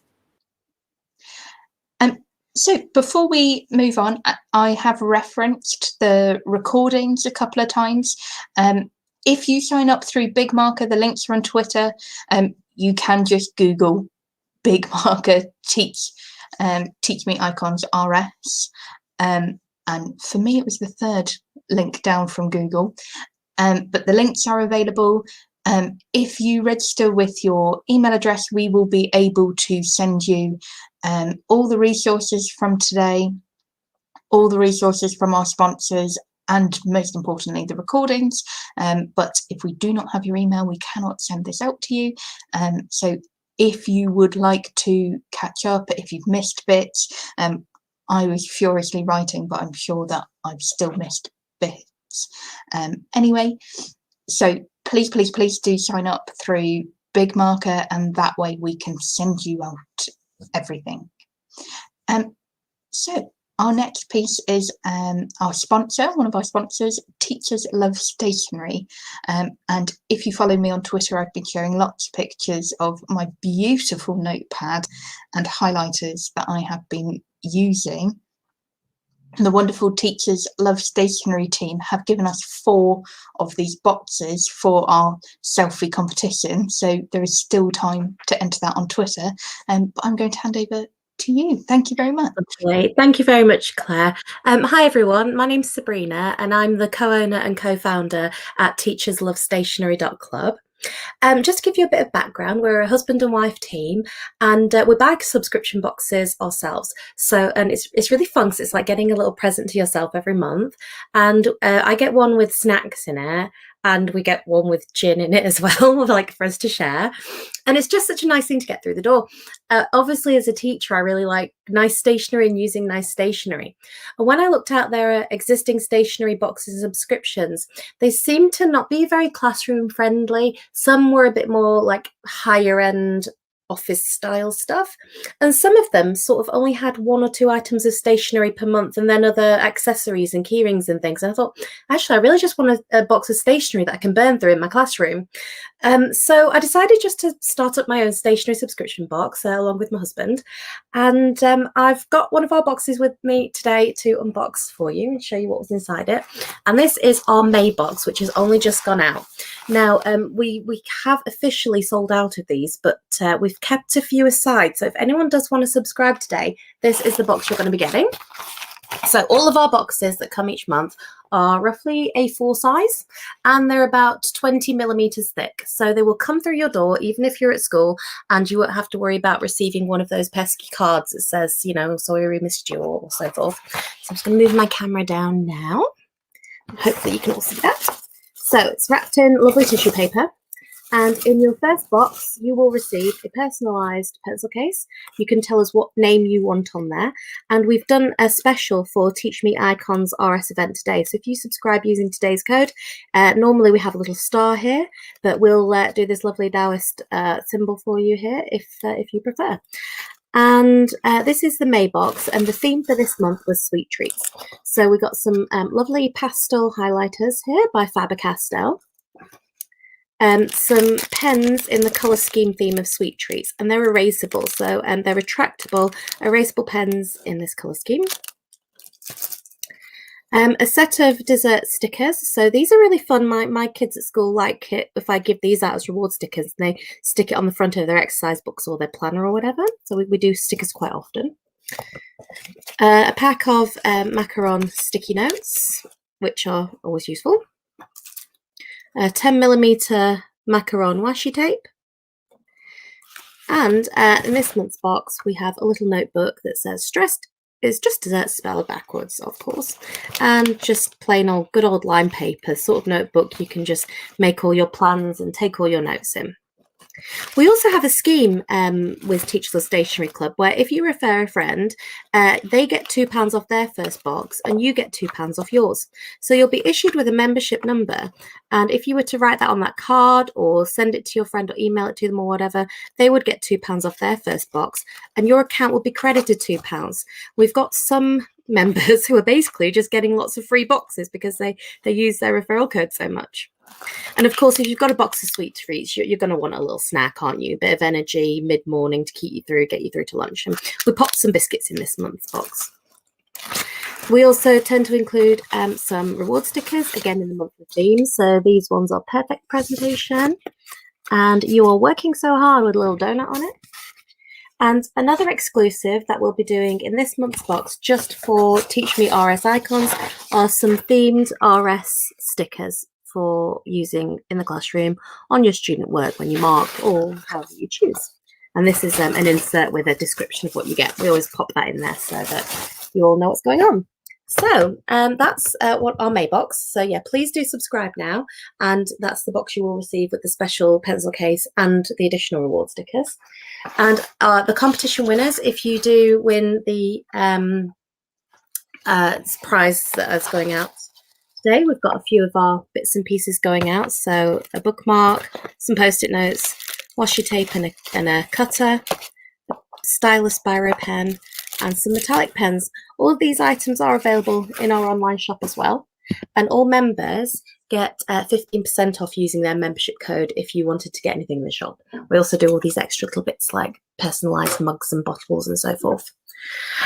Okay, so just to give you a quick overview then, we do a monthly and a bi-monthly and a quarterly box, which costs £12.49 per month, or bi-monthly or quarterly.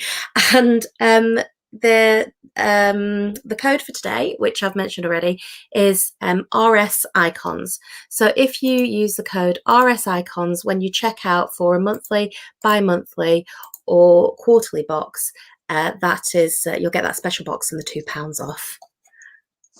Perfect. Thank you so much. No problem. And I don't know if anyone has any questions, please do type them in the comments box and I can get those. Perfect. And as your name very aptly says, teachers really do love stationery. So this is wonderful. Everyone was very jealous of my box whenever I put up the pictures of it. Excellent. Oh, wonderful. Thank you so much for your time. And thank you very much for having us. Thank you. So our next sponsor is Untitled Learning, who have created this wonderful website on supporting students with their academic arguments, something that particularly top end of GCSE and A-level we have looked at before, but the wonderful Julian is going to discuss how we can bring that into the Key Stage 3 curriculum, so we're not just waiting until GCSE or A-level to get students thinking about academic arguments. Yes, hi, thanks for the introduction. It's great to be able to talk to everyone today. I'm not sure I can top the last presentation. I love the stickers with the donuts on, and I don't have any stickers, I'm afraid. So I'm going to launch this presentation. It's just a few slides because we don't have much time. So hopefully that will come up. Yeah, there it goes. Yes, my name's Julian Plumley. I'm leading this very small startup company. My background is in engineering and in philosophy, particularly argumentation studies. I've spent the last 2 years building this educational software called Untitled Learning. And today we're branching out to KS3 students. Sorry, Julian, you're not on full screen. So we can see your presentation, but it's not on full screen. It's on full screen at my end. Let's try that again.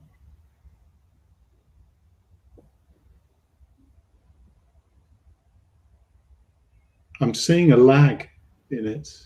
Let's try that. Not sure. So we can see it in kind of a normal view, but not in a full screen view. Hi, Julian. If you just present it by going through the slides on the left rather than going full screen, if you just go through each slide on the left by clicking on each slide on the left-hand side, that would be fine. We can see the main. You can see what it is. Okay, right.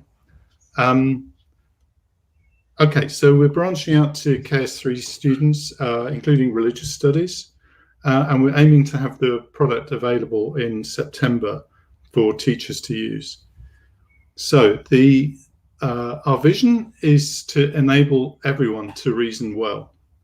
And the way we're doing this is by visualization of arguments to help students improve critical thinking skills. By changing the way argumentative information is presented, it makes it a lot easier for students to access it and use it. So Endoxa contains the arguments and the knowledge that students need, just presented in a completely new way.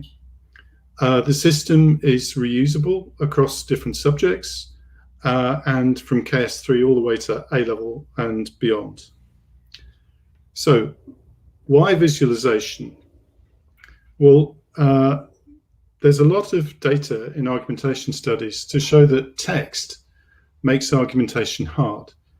Argument is normally presented, of course, in text. I put here an example, which is, this is David Hume, Dialogues Concerning Natural Religion, very dense bit of text.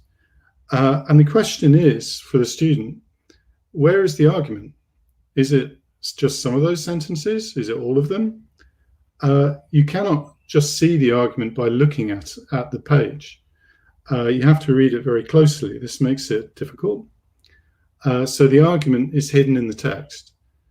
The text contains lots of other things apart from the argument. It'll contain facts, examples, background, all sorts of things. And on top of that, text is linear. It's one sentence after a time.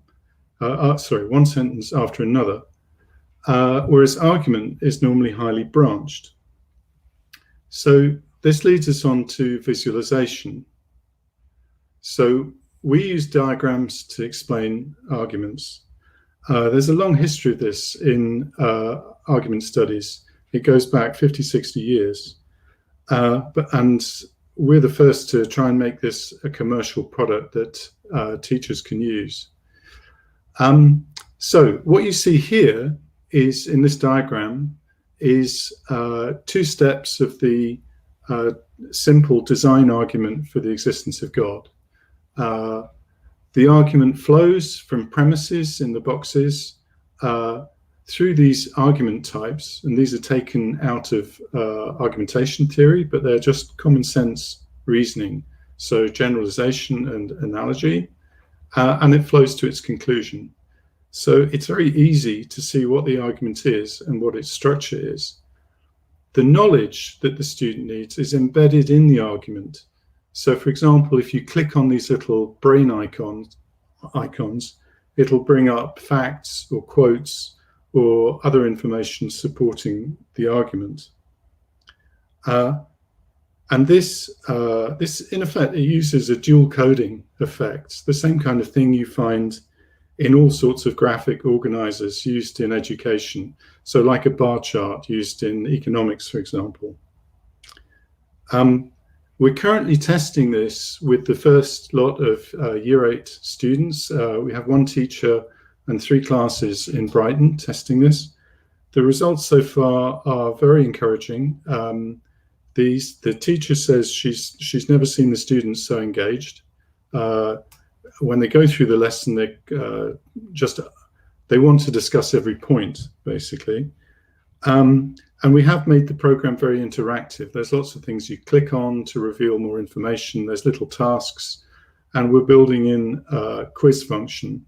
So it will be able to do formative assessment without creating extra marking. So something a bit like Kahoot. We're also testing the pedagogy of this. So testing flipped classroom, so doing work in homework time and then bringing it to class, as well as presenting on a whiteboard in a traditional way. So that's a very brief introduction. There's lots more I could say, but I've only got a few minutes with you today. So why am I here today is basically to ask for your help. Key Stage 3 religious studies is quite complex because there's no national curriculum. There's the local SACRA committees around the country, and independent schools on top of that are different. What I'm trying to do is gather information on what curricula are being taught. So if any of you are willing to share your curriculum with us, that would be really helpful, as well as your suggestions, which topics to cover that would benefit from this approach, from this argumentative approach. And on top of that, we're looking to find a few more teachers who do KS3 level religious studies who'd like to test the software in June and July, so before the end of the school year, so that we can get more data on using it in the class. So I'll simply finish there. That's my contact details. I'll tweet onto the hashtag for the teacher meets so that you can see that. And please contact me if you're interested in sharing information, in taking part in testing, or indeed if you just want to find out more. It's a lot easier to present this on a Zoom call than on a PowerPoint slide, and we can look at the program together and I can explain it very well. Okay, so that's all.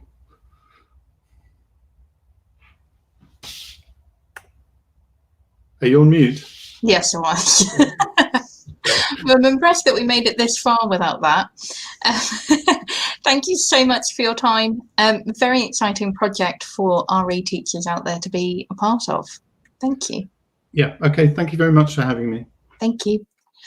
So now we've got a toilet/tea break, and so we will be back at 10 to for our Teach Meet presenters. Thank you very much.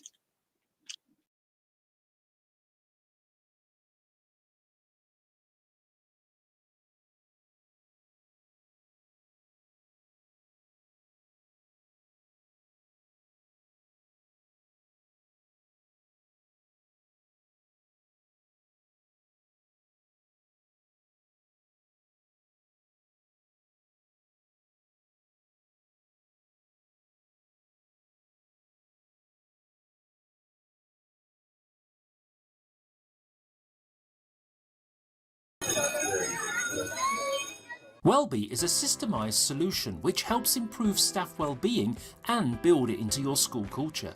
You can see where you are now and plan where you want to be.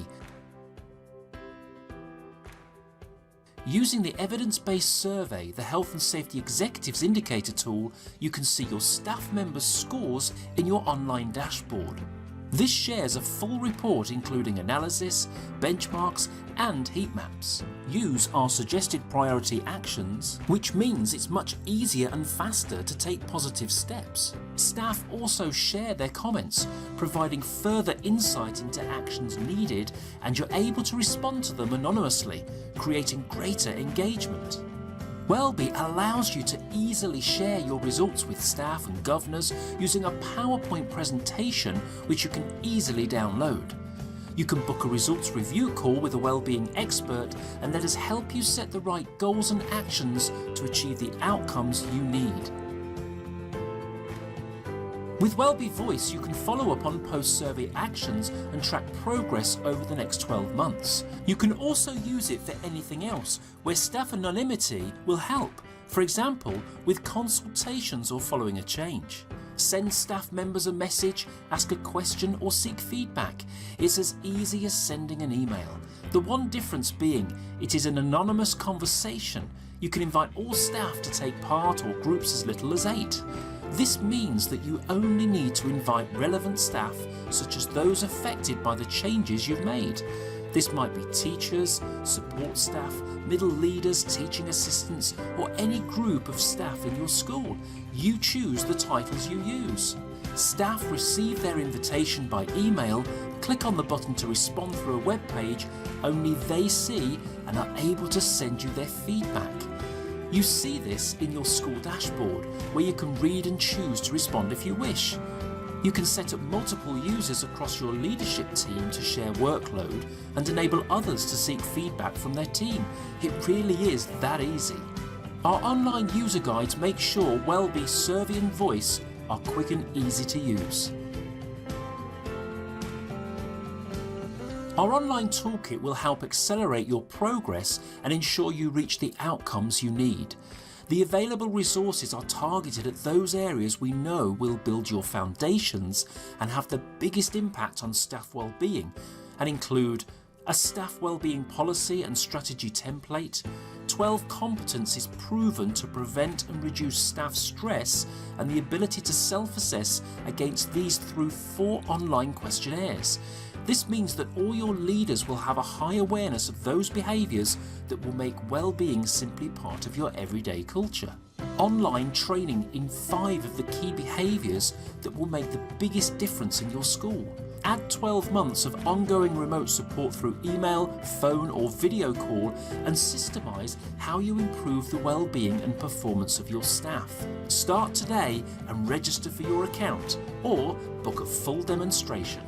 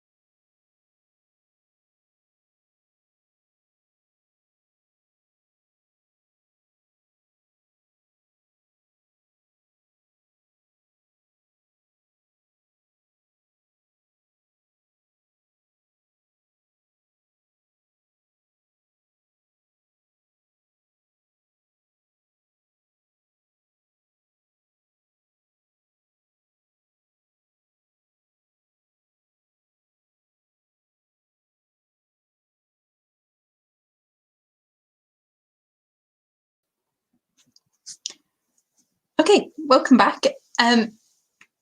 Just as we're settling back in, remember that you can sign up for the recording on Big Marker, and so you will receive everything. You will receive the email addresses and contacts for our sponsors. You will receive the presentations and the full recording for today. So just sign up, and then we've got your email address ready to send it out to. So we're moving on to a very exciting part. We've got our Teach Meet presenters. Our first speaker is Wayne, who is going to talk to us about curriculum conversations and next steps. I still can't quite believe that we have managed to get both Wayne and Adam to speak about curriculums. Feel like I've hit the jackpot with the two. Really, really excited. And I'm going to be really mean and start my timer in a second. It's all right, I'm starting one here as well. You've done right by putting me in a 5-minute slot, because then I'm going to stay on it. Very excited. Over to you.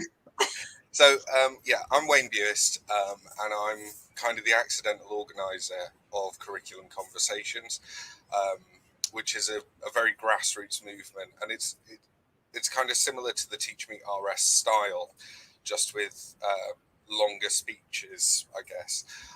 And it's something that we kind of threw together. It's a very much a community project. Anyone's welcome to contribute in any way, shape or form that they would like. Now, after we finished the last one, there was a lot of hype, a lot of excitement, and people asked when it would happen again. And I just needed a couple of months rest, and then we got into teacher assessed grades. There will be a second round coming up soon, and really this is just an explanation of where I want to go with the movement and how people can get involved and what they might be able to contribute and really help us to shape.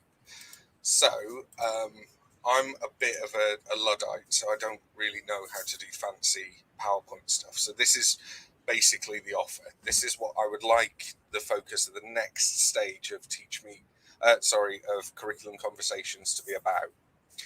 So I'd like to run sessions. These sessions will be weekly over a month. They won't necessarily be the same day every week, so that we're not burning people out, or if you've got twilights or whatever, you can't make it. But what I'm looking for ideally is for people who'd like to contribute to a teacher-led conversation about developing RE. There's lots of conversation at the moment around whether we should have a national curriculum or not.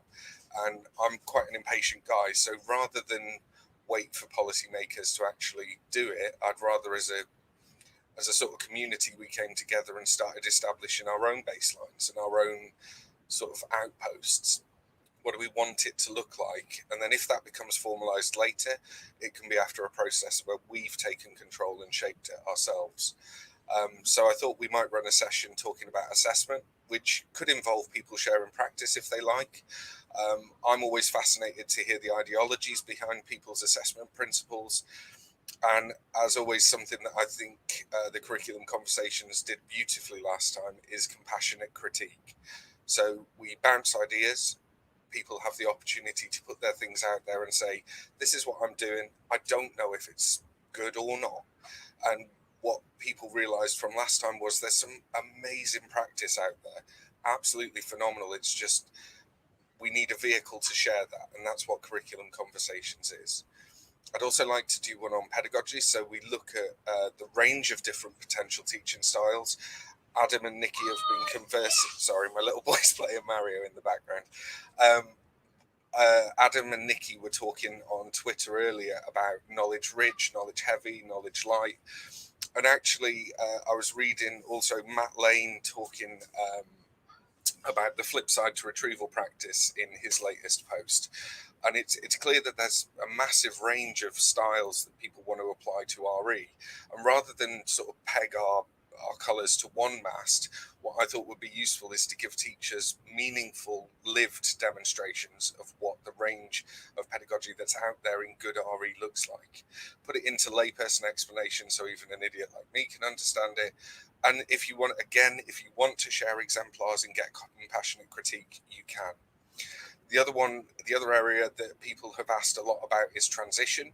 It's an area of perceived weakness, I think, amongst a lot of us. And again, that's something that comes from not having an imposed national model. So what I'm saying is, perhaps if we as a community create a best practice model and say, look, this is what it can look like, we don't have to wait for official policy. Let's start the conversation and let's get it moving now. But also, it's opening discussions between primary and secondary colleagues, perhaps who are in the same region, and also proposing alternatives. Does transition always have to look this way in RE, or is there something new that we could do or learn from another subject? And the final area that I've been asked a few times about by different people via messages is policy. How do I comply with a policy? If you are a lone leader in a school, how are you supposed to develop the policies that are imposed on you?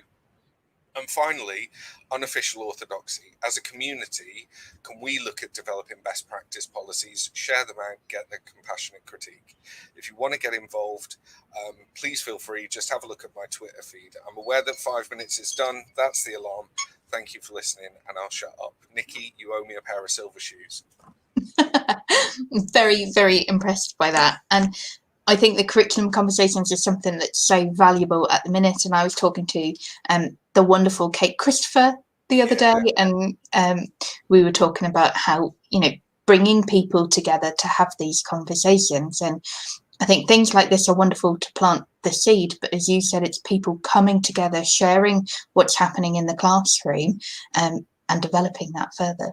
Thank you so much for your time. No, really appreciate it. I really appreciate it. Thank you. And I've really enjoyed everything today. All of the speakers so far have been fantastic. So I feel honoured to be a part of that. Thank you. Thank you very much. So our next wonderful speaker is Amy Hicks, who is talking about class feedback. So Wayne mentioned assessment and how it looks in the classroom. And then now we've got the wonderful Amy, who is going to develop on that one quite nicely. Is that showing? Is my PowerPoint showing? Is that working? And can you press hide at the bottom on that little banner? Yep. Perfect. Thank you. Lovely. So I'm going to talk very, very quickly about something that I do within my classroom. And it feels really bizarre to actually be talking about what I do within my classroom, or the 17 different classrooms that I teach in within the week. And so following the conversations that have happened previously, I'm just going to spend the next 5 minutes whizzing through something that is actually working for me. So when we get the pupils to do a piece of work that we're going to then mark and we're going to then assess, don't you find that you tend to have lots of these comments fired back at you? So what's the point in me doing feedback? What's the point in, I'm so bored. What have I got to do again, miss? So despite the fact that you've spent so much time going through it and you've written individual comments, you still find that you're having these conversations. So what I wanted to do was kind of find a way of shifting those conversations so that they were something more positive, so the pupils could then say, actually, I know what I've done wrong. So they could look at it and reflect on it without you actually needing to go through it and hold their hand. And also so that they could see the benefit of what they were doing, rather than simply sitting there and saying, oh, I'm really bored doing this. I really don't see the point. So for those of us that are secondary, we probably, every time it comes to marking, think to ourselves, oh my God, how many classes have I got to mark? Oh my God, there's so much marking to do. And then the pupils will sit there and they'll say, I can't see the point. I can't make the connection between what they're doing now and where they're going. So for us, it was about how can we get them to see the relevance of what they were doing. And we therefore had to consider kind of like the staff well-being, so the amount of stress and the amount of marking that it would put on staff, and things actually had to change. So we had to come up with something new. So we therefore took on the whole crib sheet idea and going with class marking, and it has revolutionized my marking.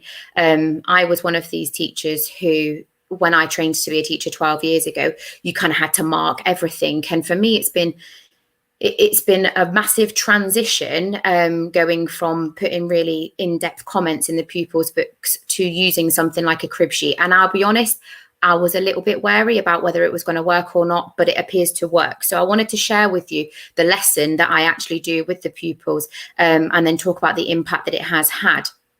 So initially, it was about selecting an appropriate piece of work. So half the battle that we were having with the pupils was if you would mark in an assessed piece of work at the end of the topic, what was the point in them doing feedback on it, because you were then starting another topic. So it was about picking a piece of work that was appropriate. So for me, I took a piece of work that was halfway through a unit. So I was doing a unit of work on like the power that protests can have, the power that people can have, technology, etc. So I picked a piece of work on the power that protests can have. So once I'd selected that piece of work, I then completed my crib sheet on the whole class. And it was, for me, it was important to make sure that every pupil had been commented on. So this is what my crib sheet looked like, and you'll see that every pupil's initials are in the praise section, even if it was for something little. So this is a bottom set crib sheet for me, and for some of them, yeah, it was difficult to even understand what they were trying to write, let alone the point they were trying to make. But it was important that they were all acknowledged for putting in an effort and actually putting in some work. So that's what I filled in, and I didn't share that with the pupils until right at the end of the lesson that I'm talking about. So I did that, but that kind of stayed with me right through the rest of the lesson. So once I'd completed my crib sheet, I then produced a piece of work for the assessment that they had been given. So in this instance, the pupils were asked to consider whether violent protests were more effective than peaceful protests, and they had to agree, disagree, and give their overall verdict. And you'll see on the screen, this is my attempt at that piece of work. I intentionally made it so that there were errors in it. So parts of it were okay, parts of it weren't. And I gave that slide to the pupils and I asked them to write their gut reaction to my piece of work. So did they think that it was answering the question, yes or no? And they just had to give me a sentence to say why they thought that. So I was starting to kind of introduce the idea of feedback and moving forward without them going straight into looking at their own work. And they found it quite good to be able to critique my own work. Some of them thought that they were really smart, being able to tell me that, oh, miss, there's this wrong with your work, this wrong with your work. But it worked. It kind of acted as a way in for me. So they had that. They critiqued my piece of work and they said, yeah, miss, it's good, or no, it's not. So from there, I then gave them 2 highlighter pens. So they then had to go back over my piece of work and highlight the good things in one colour, and then the things that needed to improve in another colour. So I told them that they'd got to identify at least one good thing and at least one improvement that was needed in my piece of work. And they quite liked that. And it was getting them to think about diving into the question and actually, yeah, so I needed to put this in the question and I needed to put this into the question. So it was getting them to analyze something without them realizing that they were actually going through and thinking analytically. So I found that really useful, because what I was then able to do was take that a step further and moving on from them going through and highlighting my piece of work. I then got them to apply the same principle to their own. So they then kept the 2 highlighters and they went through, and again, they highlighted something that was good and they highlighted something that they needed to improve.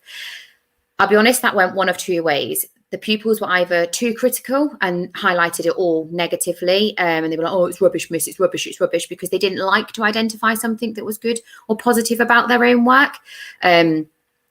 Or they said, well, miss, it's fine, isn't it? It's obviously right. That's why I've written it. So it kind of went one of 2 ways. So I made sure that all pupils, again, like they had with mine, identified one good thing and one improvement in their own work. And again, it was then carrying that sort of like evaluation, that self-evaluation on into their own work. And I found it really useful because I then asked them to write down some things. So I sort of said to them, if you were marking your work, what things would you say you needed to do? What things would you identify that you needed to improve? And you can see this pupil's written that at the bottom of their piece of work. So it was effectively getting them to mark their own work when I'd actually already marked them, but it was getting them to unpick it. And for me, that was a really important like process for the pupils to go through. So from there, they've gone through quite a lot. So they've gone through my work. They've then started to critique their own, and they then completed their dirt. So they then improved their piece of work using the crib sheet. So it's at that point that I gave them the crib sheet. So they hadn't had it up until that point. They hadn't even seen it up until this point. So you'll have noticed that I put a series of numbers throughout their piece of work, and I've highlighted them, put a circle around them on the screen so you can sort of see them. And I simply... I'm going to have to stop you there. Sorry. Yeah. So anyway, it linked up to the DIRT activities, and it worked well for the pupils because they were able to actually like critique their own, but they felt secure doing it because they'd already done it to mine. I'm really sorry. No. Thank you so much. And I really liked how you said about doing the assessment halfway instead of at the end. Yeah, I just found it worked. There was much more buy-in doing it at the middle point as opposed to at the end, because they just switch off at the end and go, well, what's the point? So there was much more buy-in, and that was kind of my impact, really, that in terms of the impact, it was successful because of the amount of buy-in from the pupils. Perfect. Thank you so much.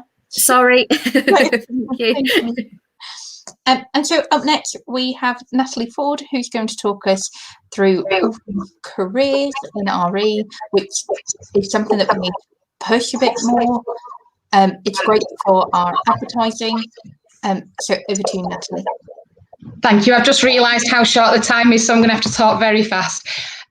We started as a school, the school I've just left, looking at careers and how we can embed it in the classroom. The school bought a package called Career Ready that had PowerPoints and lessons for all the subjects, but not for RE. I emailed them directly. They weren't looking at going forward to that, so they had to work a bit harder than the rest of the school to look at how to embed careers in the education in the classroom. So I just thought I'd share how I've done that. So usually on Facebook or sometimes on Twitter, we might see people saying, has anyone got a display on careers in RE, or why we do RE, or reasons to take RE at GCSE? And I used to have a display outside my classroom that included all of that information, lots of people who've done theology, philosophy at university, really famous people, careers that people could go into. And if students asked me in the middle of a lesson, why do we have to do RE anyway? I would ask them to step outside, look in the corridor, read it all, and then come back to me if they had any questions. But they tended not to have any questions because the board was so detailed. And I felt at the time it was a way of nipping in the bud those students who might have started a conversation or a debate about the point of RE in lessons. I know that lots of people at the start of year 7 will also do one, but what I want to talk about is, can all these questions, when we're coming up to options, people throw extra stuff in, but can it all be solved in a different way? So why do we have to do that? Well, in the Good Career Guidance, there are 8 Gatsby benchmarks, and these benchmarks were created by Sir John Holman's international research, and he came up with 8 benchmarks that schools and colleges should be following to support the careers guidance in schools. They're now adopted as part of the government's career strategy for schools and colleges. And I'm going to zone in on 3 of those, because there are 3 of those that we, who aren't in the leadership of careers, can do in our classroom. So the first one is Gatsby Benchmark 4, and there's a really handy toolkit, and the link will be on the resource that's sent out with the recording, that says that subject leaders and subject leaders and teachers should understand the careers programme and the intended career learning outcomes, and where their career learning outcomes are covered in their own curriculum. And the careers leader should be auditing these and should be talking and tracking the careers programme with different subject teachers and leaders across the school. Subject teachers and leaders are also supported to identify elements in their curriculum to teach through the lens of careers, coming back to this idea of lenses that we're building in the RE community. So I just want you to have a quick think. How do you teach careers through a lens? This is what I do. So I look at the knowledge that's in one single lesson.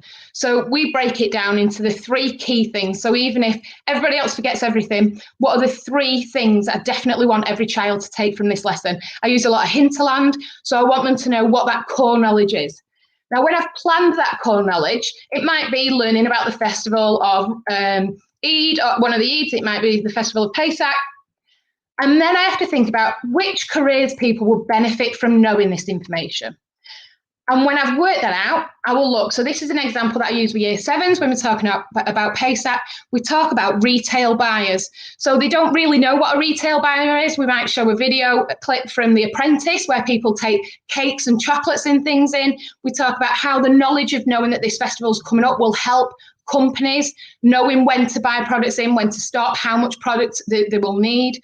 We talk about tableware designers. A lot of my pupils don't know that people have a job to design plates and glasses and tablecloths. And confectioners I take in my Ramadan. It's a bit like an advent calendar with the chocolate, but it's for Ramadan. and they really enjoy looking at those different elements. Now, this has to be explicit. It can't just be thrown up on a board and moved on. We spend about 5 minutes talking about the careers that are needed. Why do any employers need it, and HR personnel need to know about festivals and the rights that people have. So there's some more examples here. I can see I'm already at 4 minutes, sorry. General RE, talking about the academics of it. Life after death, talking about why a counsellor would need to know the information about what people believe about death and the impact that that would have on conversations. Funeral directors, they loved learning about funeral directors. My year 9s didn't even know what one was, and looking at how people use makeup artistry to help people who are grieving when they're going seeing the dead person. You can bring in chefing and catering into religious food laws, religious building. You can talk about roofing, joinery, building restorers, decorators. You can talk about school leaders, police officers for religious rights and evaluative lessons. Could be talking about journalistic careers, law professions, mediators, politicians, etc. Gatsby Benchmark 5 is talking about encounters with employers and employees. And the data says that 86% fewer people will be likely to be unemployed if they have meaningful encounters with employers or employees in school, and they can earn up to 22% more. And it says that it's important to give students once a year in a school year the chance to meet with employers or employees. So some examples, we have the local police officer coming in talking about hate crime, humanist celebrants, charity workers, governors coming in. But it's important that we put that in the RE context in the classroom, but also that we give them the chance to ask, what's it like in your job? How did you get your job? Where did you start out? And I find that a lot of charity workers and humanist celebrants bring that in anyway. And then finally, Gatsby Benchmark 7 is talking about meaningful encounters with further and higher education. So talking to lecturers and college teachers. The data is that 1 in 4 pupils make it to university at the moment. And double the amount make it to of non-deprived people, and so 4 in 10 would go to a top university if we talked about it. And I present that by bringing in FE providers. Their marketing team will have a budget to help you. Universities as well, you can either have trips out there or bring the uni people in, talking about in RE at university. And the TRS Chester careers videos are amazing as well. Done. Thank you so much. Thank you so much. There's so much that we can take from that. I'd never even thought about the explicit links between the curriculum and the careers. So I'm very, very excited to build that in. Thank you so much for your time. Thank you. So next up, we've got Malvika, who's going to talk to us about Hindu Dharma. Hello, is my screen sharing? Not yet. I am on the StreamYard. Excuse me. I am on the StreamYard thing that you've sent us. Yeah. So not sure why it's not sharing. Let me try again. Okay.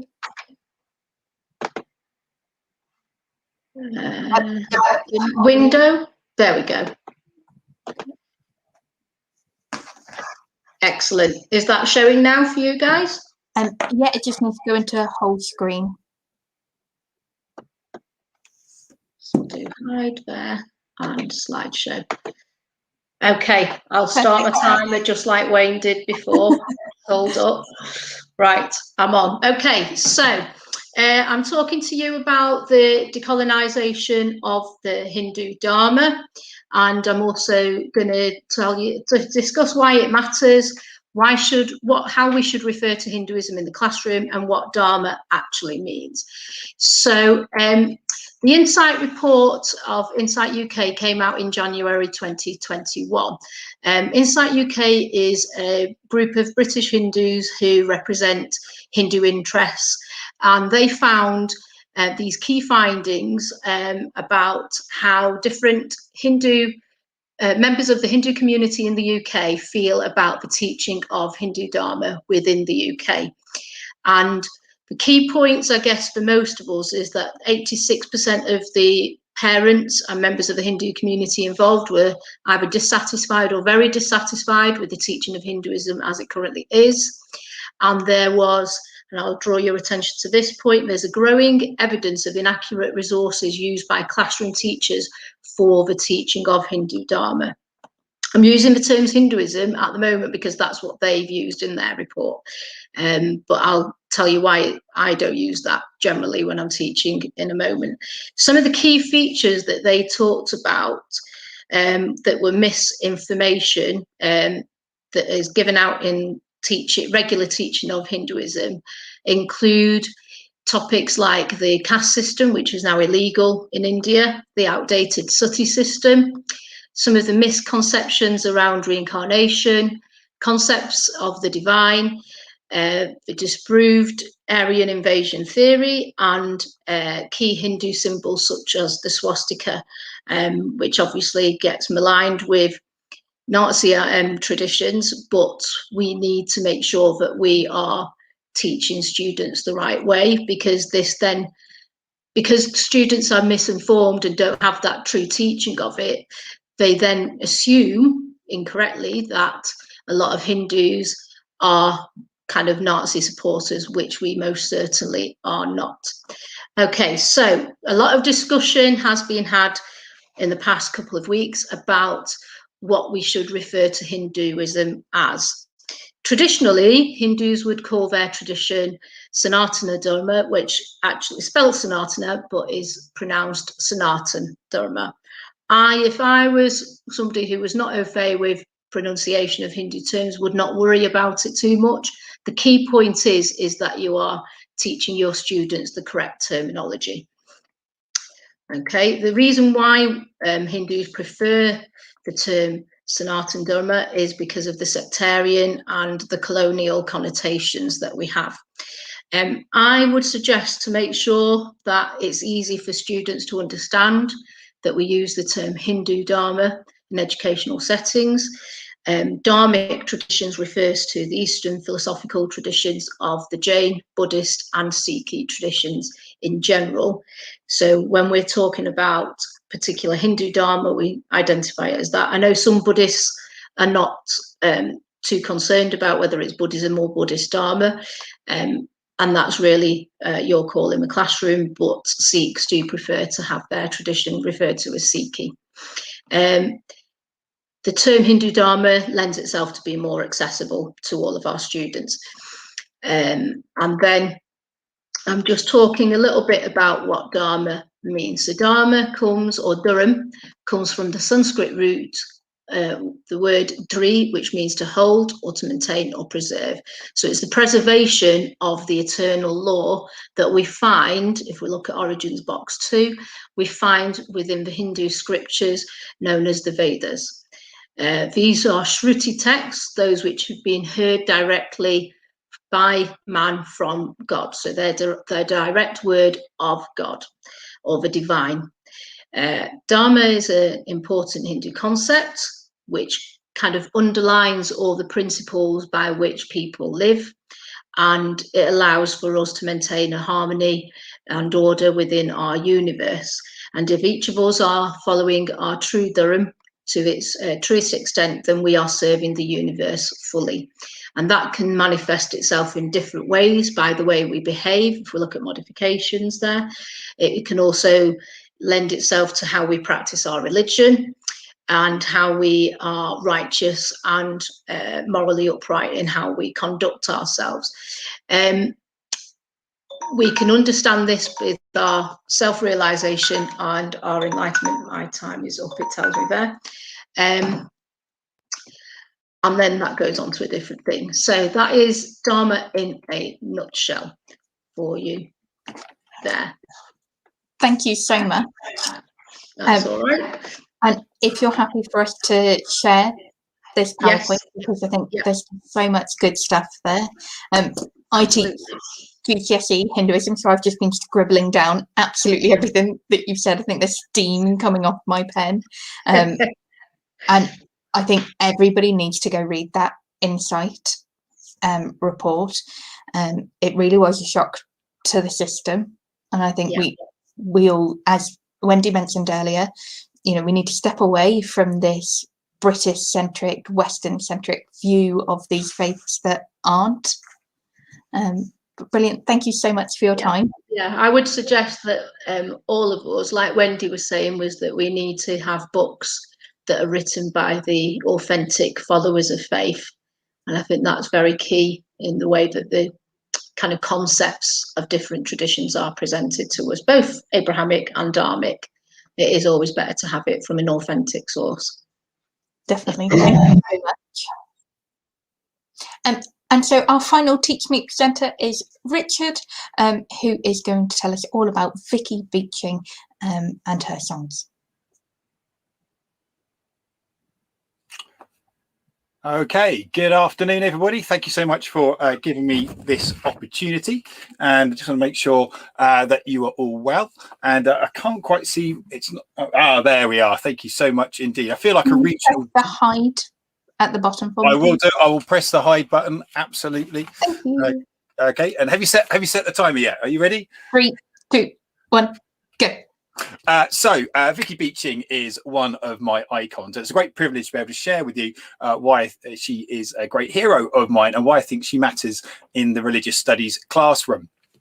Born in Kent and raised just outside of Canterbury, she came from a Pentecostal background, and her earliest memory in church is of actually handing out modesty protectors when a lady was slain in the spirit at her church, just to wear them to make sure that their privacy was covered. It was such a Pentecostal traditional background. She adored being at her church, and she desperately wanted to be a missionary like her grandparents. Around about the age of 10 or 11, she also became heavily involved in music and started leading worship. At the age of 11, as we all know, she began her time at secondary school, at high school. And it was here that she noticed that she wasn't noticing boys, she was noticing girls. And she really wrestled with this and how could she reconcile her faith with her sexuality. And she began to pray to God that it would just be a phase. It's worth pointing out too that in the 1990s, Section 28, a law prohibiting the promotion of same-sex relations, hadn't been repealed until 2003.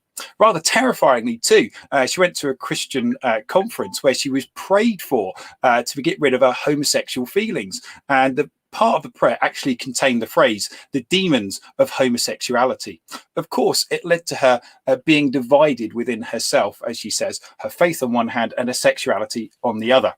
An incredibly talented academic and greatly gifted, she went to Wycliffe College in Oxford, where she studied theology.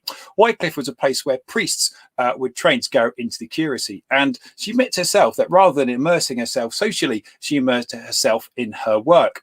And during this time, she read the Bible very deeply and looking at things such as slavery, and she noticed how slavery had been justified by certain Christians as absolutely acceptable. So too, women not being able to speak in church. And she noticed if things changed with regards to slavery and of course women speaking in church, then why couldn't it be the same for same-sex relationships?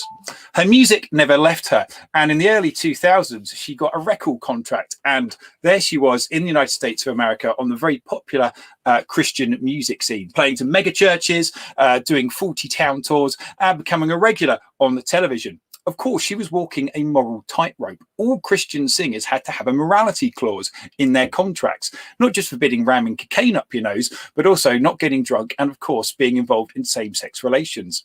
And there she was, as she says herself, an ardent feminist and a closeted lesbian. On the one hand, she was performing in these patriarchal atmospheres and also preaching about the abstinence movement despite being gay. Her album, Eternity Invades, is something she was particularly proud of and was due to be released with a blur of publicity. But sadly, she had a condition called scleroderma, which is when the body is the immune system, it attacks itself. And she had to take a break from work and return to the UK for treatment. Whilst in the UK, she realised that the cause of that condition was actually stress and anxiety over her sexuality and her faith. She sought help from a counsellor, and with the help of that, she's able to face accept her sexuality. But there's one thing that she couldn't do yet, or felt she couldn't do, is where in the Bible would it say that she could be accepted as a lesbian? And she was reading the book of Acts, which is the actions of the early church, and was reading it in St. Paul's Cathedral. And there's a wonderful moment where the early church are arguing over who can be a Christian. Is it the Gentiles? Is it the Jews? And of course, the answer is everybody. The old laws are swept away, and there is a new beginning for everyone. And it was at that point she realized she could reconcile the two. The next big phase, of course, was actually coming out, which took a huge amount of courage. And she came out in August 2014, thanks to a wonderful newspaper article in The Guardian. She appeared on television jousting with Scott Lively, a pastor from the United States of America, strongly anti-gay views, and was also allegedly involved in promoting anti-gay laws in Uganda. She lost many followers. She had lots of hate mail from people saying, how could you betray her faith? But she also had so many messages of encouragement. And she likens it to being something like the kintsugi Japanese pottery. When something is broken and then made whole again, it is made stronger.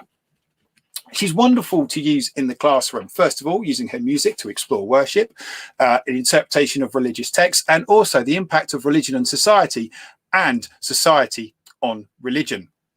I think one of the most powerful things as well is a letter she received from a young gay woman who was just so inspired by her story. It had a quote from St. Catherine of Siena on it: "Be who God meant you to be, and you will set the world on fire." And I think that's a really powerful message to perhaps finish on. And also as a sobering reminder of the impact we have as teachers and how we influence the youngsters around us. I wholeheartedly recommend her book, Undivided. Thank you for your time. Thank you so much. How did you get to discover Vicky Beeching? It was through Twitter, and I know that's old media for some people out there, but what we did is that there's actually through a former student of mine, who had done GCSE RS and A-level RS, went on to do theology and did a PhD in God and sexuality. And he was there on Twitter. And of course, the work that he was doing intersected with Vicky Beeching. When she returned to the UK, she started doing some work on social media and religion. And it just spun off from there. So that was really exciting to be aware of her work through that. Brilliant. And someone's just said in the chat that they've seen her perform and lead worships. And I think, you know, we spoke about decolonizing the curriculum, but I think we are trying to make the curriculum as diverse as possible. So voices like Vicky Beeching's is going to be incredible. I think she's such a... I had never heard of her before you had said about wanting to do the presentation on her. And it's definitely someone that I'm going to fit into the curriculum moving forward. No, thank you. And I think it is an inspiring story. And she's an advocate as well on mental health issues, as well as inclusivity and diversity. And her memoir is sensational. And it's a very painful read at times as well, because you can see this real conflict within her of how can I square my faith with my sexuality? And it's completely honest and completely open. But what's also interesting as well is I'm old enough to I'm same age as Vicky, and being at school, and I suppose literally being under the influence, as it were, of Section 28. And you realise how damaging that must have been, that culture, for those who wanted to be in same-sex relations. And I think that's quite a powerful thing as well. But also the fact that there she was on the very buckle of the Bible Belt, and that the whole kind of purity movement was starting. I was only the silver ring thing and abstinence. And there's a book as well by Diana Anderson called called Damaged Goods, where she looks at the damage that purity culture has done to people psychologically and emotionally. And I think obviously religion and sex is something which has been a lot of research into that as well. Yeah, definitely. And someone's just said that they use her at GCSE in relationships and family, discussing attitudes towards homosexuality. Is that where you would fit her into the curriculum too? Yes, and I've spoken, first of all, I've used her for music with Year 8. We're looking at different styles of worship and denominations. And certainly I've shown the Scott Lively interview is there on quite easy to find on YouTube as well. But yeah, certainly in terms of relationships in the family. I think what's also interesting as well, she also received, a lot of support from other famous lesbians. So Claire Balding, who's a sports journalist, and also she's very close as well to the Archbishop of Canterbury's daughter, Catherine Welby. And she talks about that huge network of support. And I found it really striking that for a lot of her life, she felt very lonely. When she was growing up, there weren't any lesbian, bisexual, gay, transsexual, intersex icons. There weren't any role models out there. And of course, they couldn't be promoted in school at all. And it really showed me the power of community and the power of friendship and just be able to connect with people. And I think that's quite profound too as well, isn't it? Because often we look at how important religion focuses on communities. And there's a very moving bit in her book about how she talks about how the only time that she felt sort of whole or complete or at peace was when she was flying in a plane. She did a lot of flying for touring and stuff like that. And she felt that she didn't have any pressure, but also she recognized actually quite lonely as well, of course. But yeah, brilliant. And as we've mentioned already today, role models, we need to show our children role models in any aspect that we can. Thank you so much. Such a thought-provoking talk, and more books to add to my list. So Yes, I will come away with this from books. But thank you so much for your time. No, thank you. An absolute pleasure and delight. Thank you so much. So just wanted to take a few minutes to, number one, thank you all for giving up your time.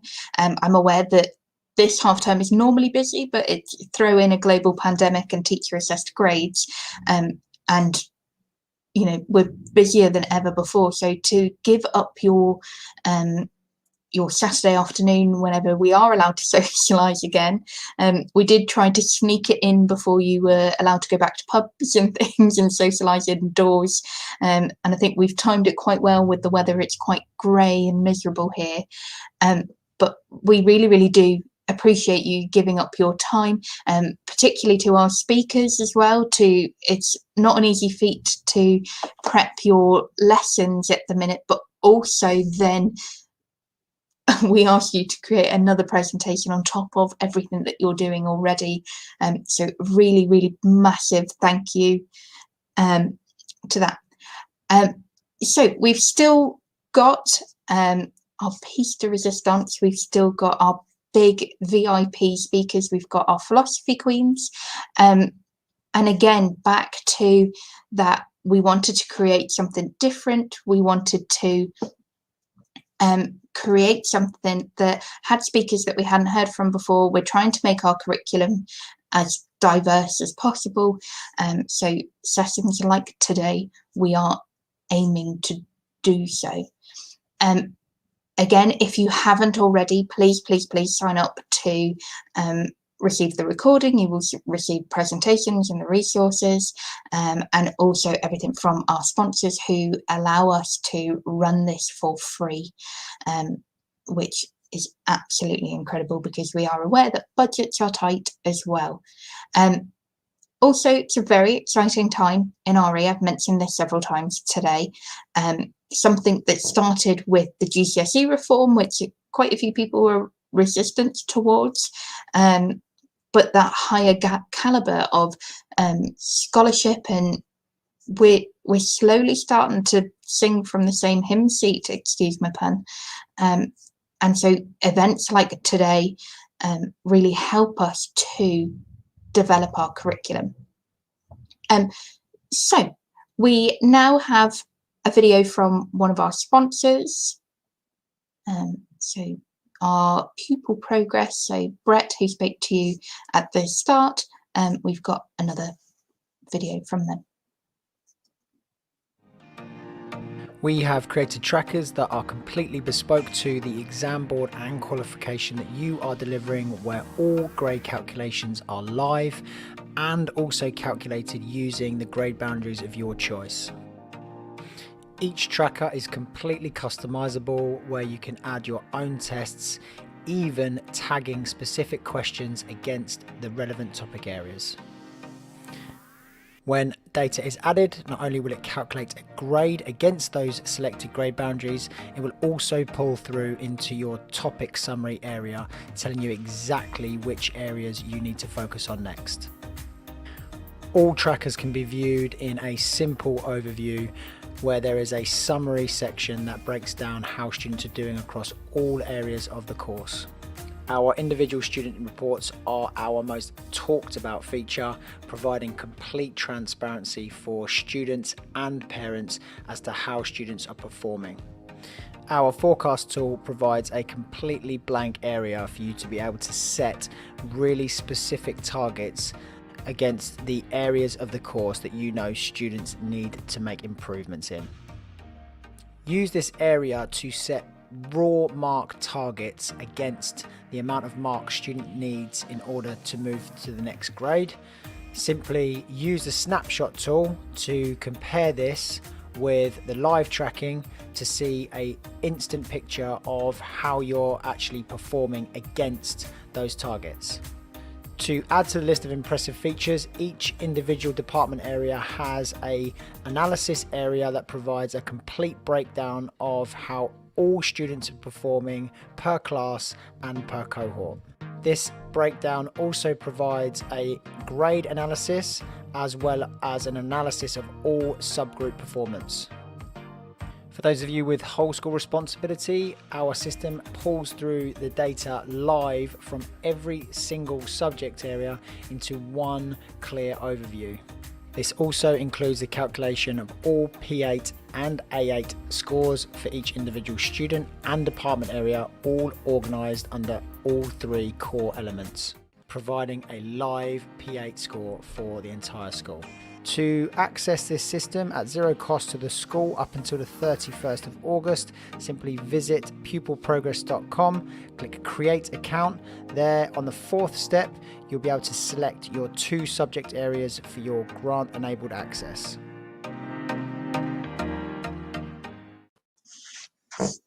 So as I mentioned before, we are aware that this is a very busy time. So using sites such as Pupil Progress and Doctor can help with your planning, your assessment, your recording. Pupil Progress, as mentioned earlier, are also doing webinars and sessions on teacher assessed grades. You know, we've still got over a month with that. Can make life a bit easier. I know that I'm going to be mentioning this to my SLT next week. You know, it's not too late to get that extra help. It's a very difficult time. So hearing other teachers, hearing teams who are going to streamline it and make your life easier, anything to make our lives easier, is great. So our next piece de resistance, our final bit, our VIP speakers, our philosophy queens, will be on at 3:50. So there's about a 10-minute break now to go to toilet, get your cup of tea ready so that you can get comfortable for the interview with our wonderful Ruby, who will be interviewing the 2 wonderful authors. So go make a cup of tea.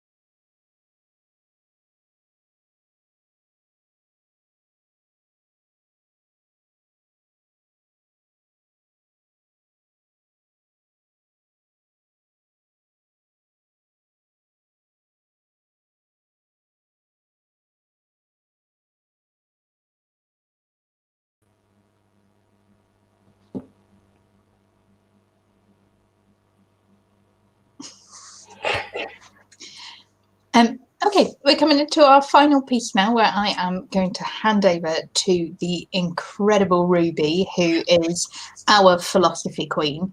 And so she is going to interview Rebecca and Lisa, who are the incredible authors of the Philosophy Queens. So over to you, Ruby. Thank you, Claire. So next up, we have our special guest speakers, Rebecca Buxton and Lisa Whitings. They are the co-authors of this brilliant book, The Philosophy Queens. It's a book that celebrates 20 lives and legacies of philosophy's unsung women. It's an absolute delight to have you both here. I'm so glad to have you. So thank you for joining and welcome to TMRSIcons. Thank you. Thank you very much for having us. Yeah, thank you so much. We're delighted to be here. The pleasure is all mine. Okay, so to get started, to begin with, Lisa, could you please tell us what the history of women in philosophy looks like and perhaps how that inspired you to write this book? Yeah, definitely. So both Rebecca and I studied philosophy together at Sixth Form College. So we previously did religious studies at GCSE at high school. We actually met at high school, but then became better friends when we were studying philosophy together at A level. And we loved the subject so much that we decided to take it at university as well. And I think one thing that struck both of us when we left university was how male-dominated the syllabus was, particularly around the history of philosophy. So one day I went to a bookshop and I just thought it would be really interesting to learn more about kind of women philosophers and their lives and the contributions that they've made, because I just realized it was a gap within my own knowledge. So I went into this bookshop and found all these books on kind of the greatest philosophers of all time and the history of philosophy. And then I found this one specific book that was called The Greatest Philosophers. And what struck me was not only was every chapter about a male philosopher, there wasn't a single kind of woman in the list. Each chapter was also written by a male philosopher. And I think it was just in that moment that it really struck that the way in which we tell the history of philosophy kind of omits quite a lot of women who had to fight a lot harder to have their voices heard because of the societies that they were living in. And we just don't really do them justice. So I kind of joked that I was going to make a book called The Greatest Philosophers, where all the people in it would be women, written exclusively by women. And Rebecca was that friend that you really need in your life that was like, why don't we actually try and do it? So I think for us, it's around this narrative. That's not to say that obviously men have made hugely important contributions to philosophy, but just that there are a lot of women as well whose stories we don't really hear as much. Yeah, I find it really interesting because after reading the book, it's quite clear that a lot of these women philosophers, they were well known during their time. So it's not like they were unearthed and discovered many years later. It's just that they were literally sidelined by our institutions. So yeah, so thanks for sharing that story. So coming to you now, Rebecca. In the introduction, you mentioned that you've adopted a broad definition of a philosopher. So according to the book, what makes a philosopher and how does it differ from what people would traditionally understand as a philosopher? Yeah, that's a really great question. So one of the reasons that we decided to adopt a really broad definition of philosophy is because the definition is often used to exclude people who don't fit a very specific, usually very sort of European Anglophone style of analytic political philosophy normally. So what we decided, I mean, philosophy literally just means love of knowledge. So what we wanted to do in the book is just expand the category as much as we could to make sure that we're including people who were doing philosophy, maybe in a different way to the way that we usually recognize it in academia. So we had some women in the book who mostly wrote fiction. So George Eliot, who wrote Middlemarch, is in the book, and she's very well known for her very philosophical views, but they're mostly expressed through fiction, which we wouldn't typically think of as like a professional philosopher. There are other women in the book who mostly wrote in verse that we wanted to include as well. So we chose as kind of quite a political statement to pick a much broader understanding of who a philosopher is than most people would recognize. But it's also to just encourage other people to think of themselves as philosophers as well, because what Lisa and I find a lot when we're speaking to schools or to young women who want to do philosophy is that they don't think of themselves as philosophers. And often that's because they've got this very narrow view of who counts as a philosopher, somebody who's a professor at a department, or somebody like in a toga and a beard, or a black turtleneck or something. And so we wanted to make it expansive so that people could see themselves in that category as well. Yeah, and this is definitely something I really liked about the book, and it's inclusive of the different ways of engaging with philosophy. So from a teacher's perspective, I think it's important that we look at philosophy outside of academia as well, because not everyone, I guess, is inclined towards the rigor of academic philosophy. But like thinkers like George Eliot, who I never really considered to be a philosopher, does have these philosophical ideas, and that is a way of accessing philosophy if it's not investigated. So thanks for that. Okay, so coming to you, Lisa. So how important is the lived experience of these women to the philosophical work? So I know some people would argue, more rationalists would argue, that it doesn't matter if it's a man or a woman, it's just about the ideas. But central to this book is that they aren't just philosophies, these are philosophies by women. So how important is that to recognize this in our curriculum? Yeah, I think that's a really, really good question. It's something that Rebecca and I have definitely kind of wrestled with a lot when thinking about the book and in conversations about the book. And I think one thing that we kind of believe quite passionately is, whilst there may not necessarily be anything that unifies all these women, we wouldn't kind of say like, oh, they have all of this kind of all these philosophical views in common because they're women. We wouldn't say that. But one thing that is clear is they have all undergone a similar experience in the ways in which they've been marginalized in different ways from kind of mainstream philosophy. And I think that's one reason why we thought the book was quite important, because whilst we wouldn't say that kind of being a woman philosopher necessarily means something about the kind of work that you do, because we have seen this narrative developing around the history of philosophy whereby women don't tend to be included in those histories, we thought that that was something that kind of unifies them, that was quite important to bring out. I think in terms of the lived experience, I think what's interesting is you'll see throughout the book that kind of it affects different women differently. So there would be some women that would probably say that their gender has had very little influence on their philosophical work. But whereas you would have others that would say actually their lived experience proved essential to developing the philosophical ideas that they've had. Someone like Angela Davis, for example, would be very open about the fact that her experience as a Black woman is fundamental to the way in which she views the world and the kind of like theoretical work that has followed from her activism. So I think it does affect people in different ways, but I think I'd say I definitely agree with what you were saying, Ruby, that it's important to kind of like demonstrate, I think, particularly to young people, where philosophy can seem very abstract and some might kind of question its relevance to people's lives, that you can derive really important philosophical insight from personal experience. And I think one of the really powerful trends more recently in philosophy is increasingly we're realizing that understanding the experience, particularly of people from marginalized communities, is actually a source of really rich philosophical insight. And this tendency to focus on the kind of rational individual male conception of the philosopher is probably one of the reasons why we've ended up in this situation where it's not necessarily particularly broad and diverse. But Rebecca may have some further thoughts on that. No, I think that's good. I mean, Lisa and I wrote something a little while ago about how much we struggled with this question, because part of it, it reflects like a problem that we've come across, which is that when women are philosophers, which there are many of them, they're viewed as women before they're viewed as philosophers. And so we were worried that in making a book specifically about women philosophers, we were just sort of like compounding that problem by saying, look, these are women doing philosophy as well, which actually there are loads of women doing philosophy. We just need to recognize it. So I think it's something that needs to be approached in a nuanced way. And ideally, I mean, it's a question that we get a lot. I mean, I sort of teach this question when we do feminist theory, which is like, should we ignore somebody's gender, or is the like utopian solution to like eradicate the relevance of gender? And for philosophy in particular, I think that's a difficult question.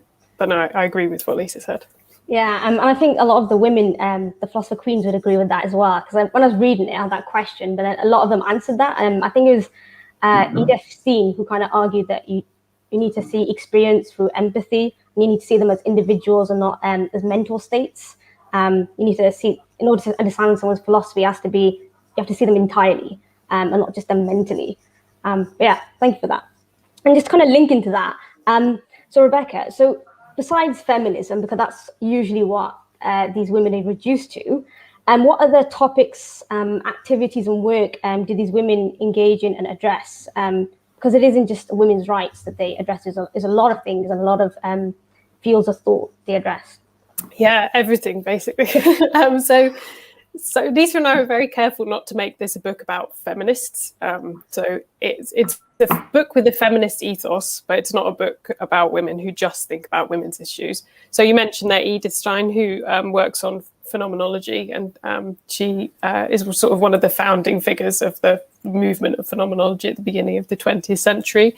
There are women metaphysicians, logicians, philosophers of science, women who do aesthetics. Lisa and I both work in kind of political and social theory, and there are loads of women who work in political and social theory. Then my chapter's on Hannah Arendt, who's one of the sort of more famous women who is in the book. So some people might already know about her. And she worked on political theory. So she actually, I mentioned in the chapter that she'd be quite angry about being included in the book because she very clearly says that she's not a philosopher, because she thinks you can't do philosophy and politics at the same time. So there were really women in every discipline of philosophy that you could possibly think of, especially now. And so what we maybe didn't manage to do in the book, and this is something that we would do differently if we did it again, is really show the breadth of where women have worked and are working in philosophy. I think the book as it stands reflects mine and Lisa's interests a little bit more than maybe a kind of slightly more stepped back approach would have done. But I guess that's an unhelpful answer to your question. But I think it's also a good point that Rebecca makes, in the sense that's often what we find in syllabuses as well. Like if there are women that are included, it's very much in like feminist philosophy week as part of a political philosophy module. And actually, I think what we're really keen on is making sure that kind of women and people from other marginalised groups are kind of thought about kind of across the range of different philosophical areas. And it's not like, oh well, we can get our women in this week, but thinking about, well, what are the feminist critiques of other philosophical theories, or what are just the kind of women working on these topics who are leaders in their field, and kind of promoting that more, I think, across the discipline, I think would be really valuable. Yeah, I completely agree. I mean, studying philosophy myself, I only ever studied female philosophers in feminist philosophy. It was never in the core philosophy or the philosophical canon that we have. And I think that ultimately, if we want these voices heard, then they have to be integrated in our core philosophies. And I think people have this idea that having this feminist philosophy, it is really good. It's wonderful. We need that. But these women are a lot more than that. And I think your book makes that very clear. Yeah, so brilliant. So Lisa, so as a teacher, we design curriculums, and we know the difficulty of selecting and narrowing the curriculum to certain voices among the sea of options. So my question is, how did you come to narrow down your choices to these 20 women? Because that could help us when we build our curriculum. So what kind of things did you do? That's a really good question. I don't know if we would necessarily recommend the way that we first started out. I think it's fair to say, so for people that don't know, our book was crowdfunded. So we didn't kind of go through the traditional publishing route. So I think when we started out, we were a bit nervous that people wouldn't be interested in either buying the book or even writing for the book. So initially we kind of reached out to different women working in philosophy who we knew, and essentially asked them kind of, well, who's your favorite philosopher who's a woman? Like, who's the person that you would like more people to know about? And that kind of drafted up a bit of an initial list, and was just a really interesting exercise. But one thing that we found, perhaps unsurprisingly, is the women that people tended to be choosing were those that were already quite well known, and there was definitely a skew towards kind of white European philosophers. And one of the whole purposes of the book was we wanted to kind of expand people's understanding of kind of philosophy and philosophers. So from that point, we took a slightly more targeted approach to think about, well, who would the kind of who would we ideally want people to write on? So, for example, we realized that we didn't have anyone who specialized in kind of African philosophy. So we kind of specifically asked Mina Salame, who's an excellent writer, to write a chapter on the philosopher Sophie Olawole. So I think for us, it started out kind of initially as a quite a pragmatic exercise. But then I think as time went on and we became more confident the book was actually going to happen, we were definitely a little bit more particular around our kind of like editorial choices. And I think a really key part of that for us was to think about we don't want to just kind of replicate the same names that people probably kind of who are already interested have probably already heard of. So I think a mix of kind of what is practical. So when you're creating a curriculum, like recognizing, well, are there certain people that we probably should teach because they are kind of well known, but then also making sure that that is supplemented by a much more wider range of people, and people that actually we feel like maybe haven't become more central because they've never been included before, and actually by including them it can potentially kind of make those names a little bit more mainstream. So I imagine that your book is now going to become like a primary reading for those who want to include women philosophers in RE now. So do you think that the women that you have here do you think it's a broad and fair representation of the type of women philosophers out there? Would you argue that? Or is it some areas where you think, we don't have much of that? I think there are a few women philosophers that or areas that we didn't represent at all. So like we don't have a woman logician in the book, or we don't have a philosopher of science in the book. So I'd say like it was never meant to be an encyclopedia, and we really wanted to avoid that. And there is actually an encyclopedia of women philosophers that you can go look at. So what we wanted to do was get this range as large as we possibly could. I think there are some areas that we missed. There is a list at the back of the book called More Philosopher Queens, which is just as many people as people want to go look up. But there are also loads of other resources now for looking at women philosophers. So like the British History of Philosophy Association just had a conference entirely on women philosophers. So there's tons of material there. There's the in parentheses group at Durham University that work on the big four philosophers who went to Oxford. There's a group at Duke University. There's a group at Paderborn University. So there are more and more people doing this. So there are more resources than our little book.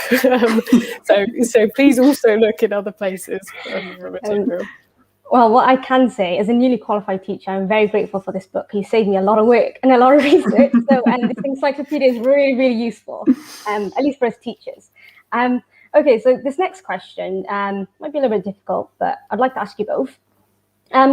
Which female philosopher do you think deserves the most recognition in British education? That's a very, very tricky question.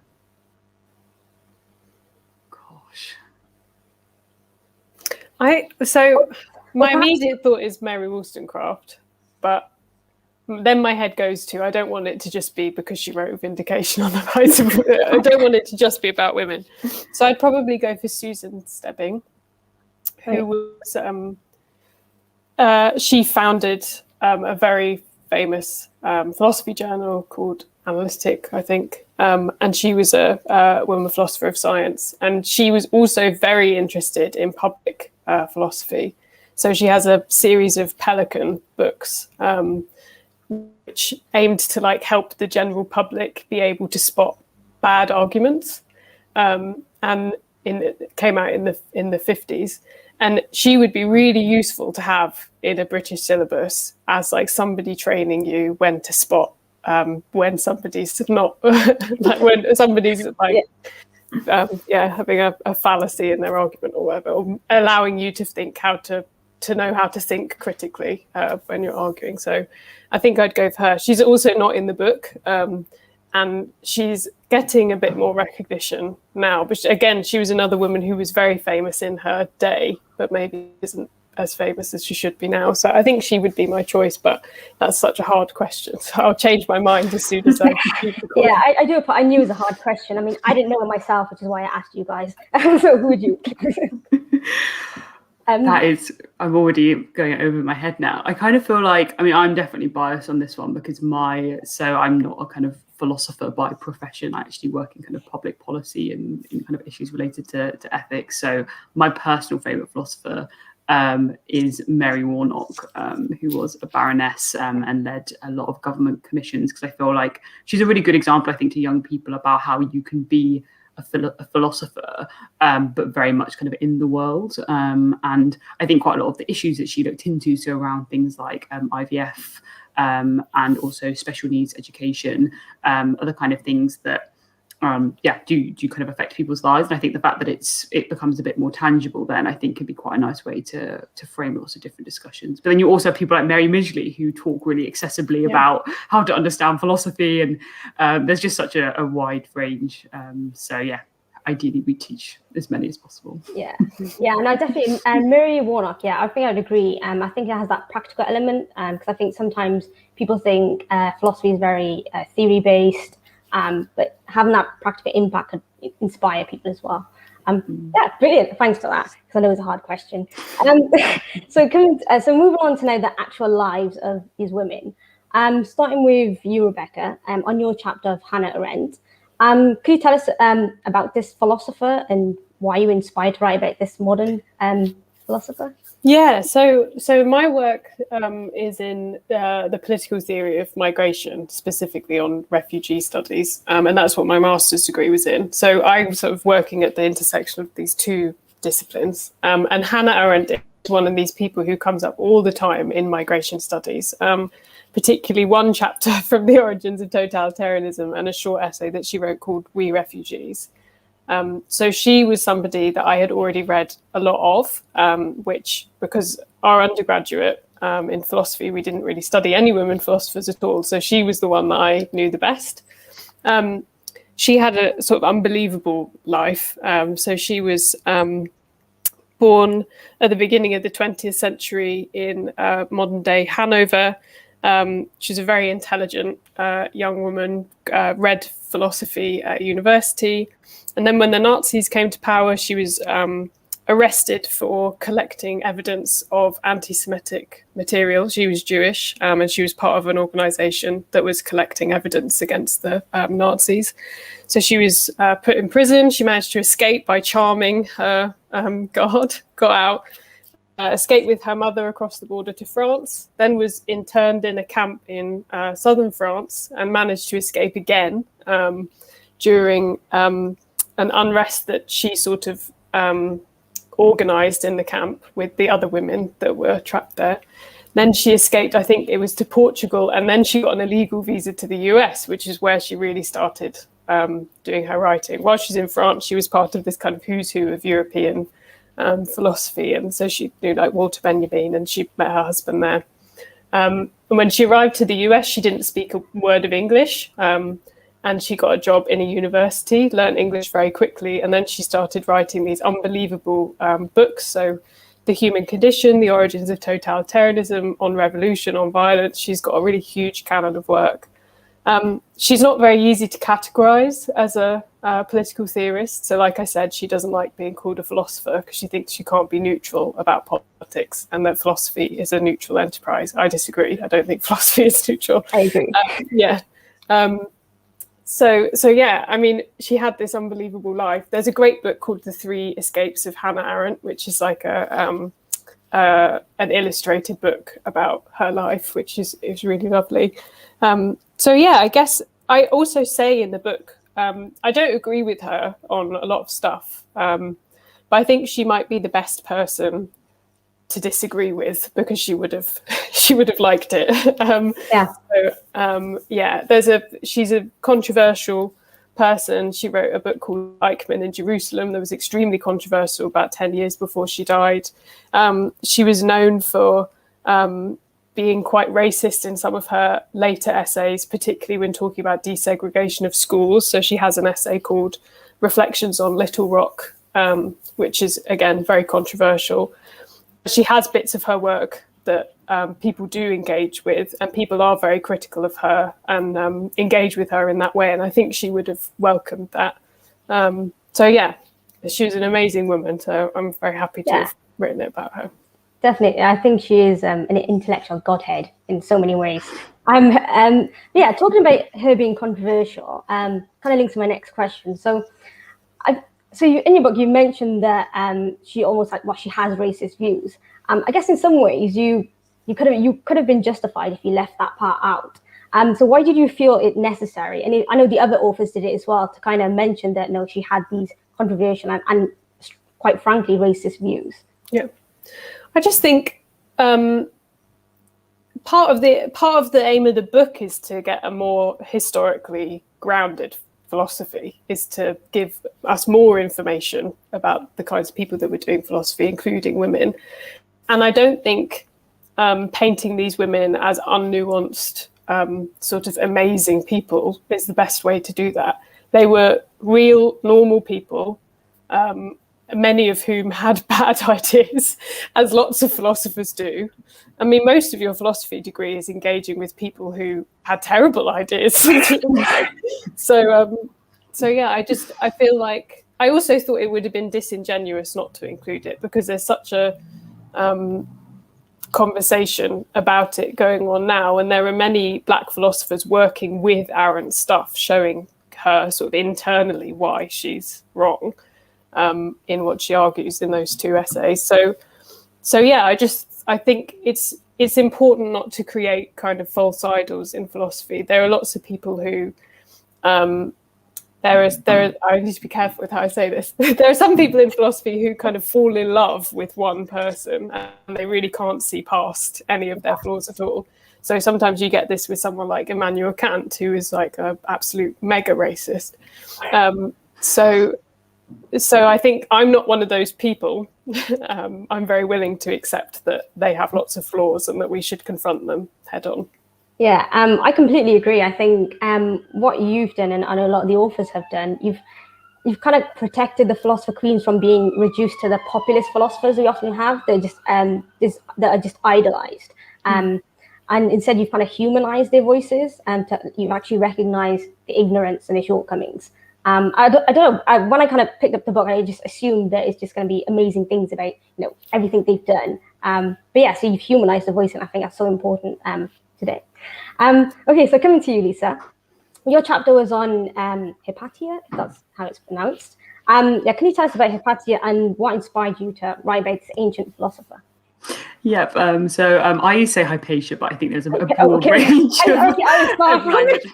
So no, that's. Oh my god. No, I don't even know if my one is right. No, it's absolutely fine. So I guess I ended up writing on Hypatia, I think largely through accident. I think when we initially kind of drafted up the list, we just didn't really have any kind of ancient women represented. And I think given that so much of the stereotype around philosophers is this kind of ancient philosopher man, we thought it would be really important to kind of include a woman. So I actually was quite lucky, because I essentially just started researching about her, having known not really anything about her at all, and did discover this incredibly fascinating woman. So she was born around 350 AD in Alexandria, which was in Egypt, and her dad was a very famous mathematician. So essentially he taught her and gave her this incredibly high quality education, which provided her with a huge opportunity to essentially become an academic in her own right. And there are some sources essentially document her becoming even more influential than her father. And obviously this was quite surprising in a lot of ways, because during that period it wouldn't have been particularly common for women to have become these famous academics. And we see that in, for example, Plato's dialogues. Whilst there are occasionally female characters, on the whole it does tend to be kind of like men conversing with each other. So she's probably the first, or one of the very first women philosophers who we have kind of historical sources documenting her life, at least kind of relatively reliable ones, and multiple sources to be able to do a bit of cross-referencing. However, there's not a huge amount that is known. What we do know is that she was an excellent mathematician. She built a lot of astronomical instruments of different kinds. But actually what I think is really interesting about her, because I think it's probably worth saying, she does tend to be considered a mathematician in a lot of circles. So some people will be kind of like, why is Hypatia included in the book? She primarily was a mathematician. She edited mathematical works. But what really comes through in the sources documenting her life is she was considered an incredible teacher, and she taught philosophy. So people would send their students kind of across countries to go and study with her. And a lot of people would document how influential she was. And even more impressively, she would go out and lecture in the squares of the city, which again was not particularly common. So there's a beautiful passage describing her as putting on the philosopher's cloak and being but a woman walking into the square, which I just think is like a really incredible image. But unfortunately, it was actually this sense of kind of public service and wisdom that led her to a very tragic life. So she was very close friends with the kind of governor of the city-state, and it was during a period of quite a lot of political turmoil. And essentially this kind of power struggle ensued between these two kind of like warring figures. And a lot of people in the city blamed Hypatia essentially for kind of providing political advice to her friend, and they saw that as actually one of the reasons why this power struggle wasn't being resolved. So she was kind of murdered in the end by a group of monks in a really kind of horrendous and brutal way. But because of that, she essentially became a bit of a martyr as well. Although someone made an interesting point a couple of months ago at a talk, which is we very much romanticize the death of Socrates and this kind of like sacrifice to philosophy, but we don't tend to hear about Hypatia in the same way, which is interesting, because she essentially did die as a result of her kind of public philosophy and her public service. But what's also quite interesting, we've obviously touched on the kind of issues of kind of glamorizing these historical figures. And one thing that I talk a little bit about in the chapter is the ways in which her legacy were kind of co-opted for different kind of political or religious causes. And you definitely have this dynamic where some people have painted her as this angelic angel who was kind of horrendously kind of brutalized, and like honestly, like almost this kind of angelic figure. But then on the other hand, you had people that painted her as this witch who was like stirring up hatred. So I definitely think you see these kind of gendered stereotypes playing out in her legacy, when actually in reality, she was kind of talented and brilliant in some ways, but I'm sure flawed in many other ways as well. Yeah. Yes, I've never, despite studying philosophy, I never actually heard of a ancient woman philosopher. So kind of like shameful in some ways, but at the same time, I'm glad that I've read it through here. There was one ancient philosopher I was really intrigued by, because it's the very first one as well. And I kind of wondered why that. I know why it's first, but perhaps why you included it. So the first one is Diotima. I think I pronounced it right, Diotima. So her existence is quite controversial in terms of we don't know if she really existed. But yeah, why do you think it's important to include her? Also, if you could just tell us a bit about Diotima for those who don't know. Yeah, so she was a really interesting figure that we did have a debate about whether to include her in the book, because she appeared in one of Socrates' dialogues. But she didn't actually appear. She was mentioned in one of Socrates' dialogues, where he recounts a conversation that he had with her about love and the nature of beauty, specifically on the nature of the form of beauty and its relationship to the other forms in Plato's theory, or in Socrates' theory, I guess I should say at that point. So yeah, it's contested whether or not she actually existed, and there's quite a lot of debate about whether he made her up, or whether Plato made her up as kind of a tool for thinking about love and beauty, because wouldn't it be good if we heard from a woman speaking about those kinds of things? But he doesn't mention many other women in his dialogues. I think there's 2 others that appear in some of his smaller dialogues. So some people say, like, well, why would he make up a woman? He's made up tons of men to talk about beauty and love and all these other things before, so maybe she's real. And there's some other documents that say that there was a wise woman called Diotima who taught him philosophy as well.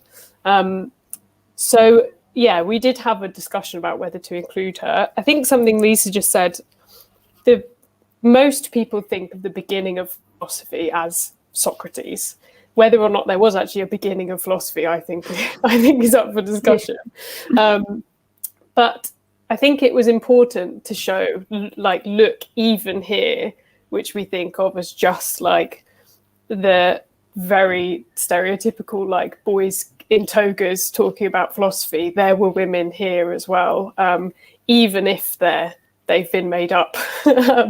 So yeah, we did have a discussion about whether to include her, but we felt like it was important to get the Socrates link in there for people.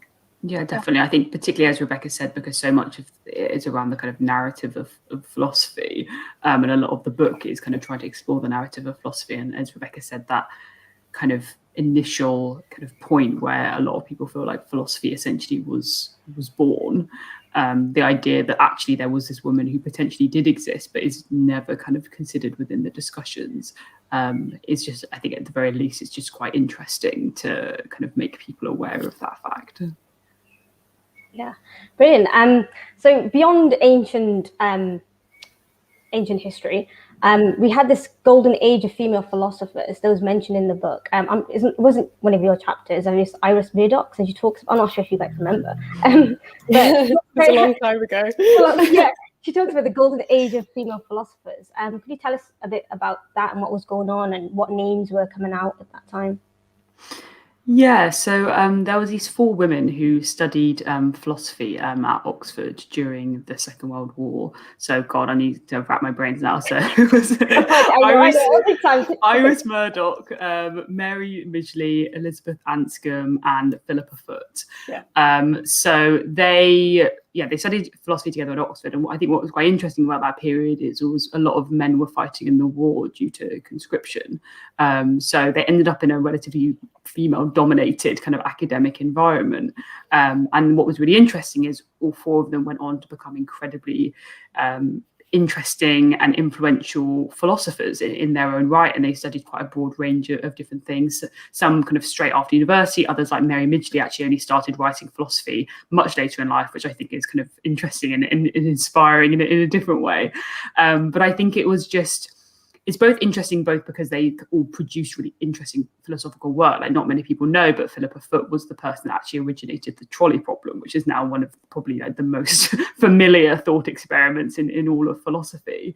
But also the extent to which they reflected on the fact that they had this very unique education experience as one of the reasons why potentially they ended up being the successful philosophers that they were, because they had the space to be able to develop their own ideas. And I think, again, whilst we wouldn't want to generalize about the kind of educational experience of women, I definitely think there is a tendency, particularly when philosophy is conceived as this kind of debate culture and almost a form of like intellectual one-upmanship, that because of often the power dynamics that can exist within kind of classrooms and tutorial groups, that women, for whatever reason, may not be quite as confident or kind of as comfortable with that style of conducting philosophy. So it's almost like we had an interesting experiment about what would happen if women were kind of taught philosophy in this way. And I think it's interesting for us to then reflect about what does that mean for the ways in which we teach philosophy. And they're just also just very, very interesting women. Yeah, I agree. Kind of looking at all the women, do you think there's a common experience from the women's upbringing that's made them philosophers that they are? So I don't think so. So I think it's very difficult to say whether there was any common experience among these women. I mean, if you take like Hypatia, who lived thousands and thousands of years ago, Diotima, we don't even know whether she existed. So it's difficult to say. I think it depends to the extent that they're women. If you can call being a woman a kind of common experience, then they have that in common, I think. And that is borne out in a lot of the chapters in the ways that they were treated or sidelined by the men that they were working with. So, for instance, like Edith Stein wrote Edmund Husserl's lectures up as a book for him, basically created the field of philosophy that he is credited with creating. And we only sort of found that out about 10 years ago, that she had actually done most of the work, or at least we only began to recognize it 10 years ago, although people still teach it as if it's his work.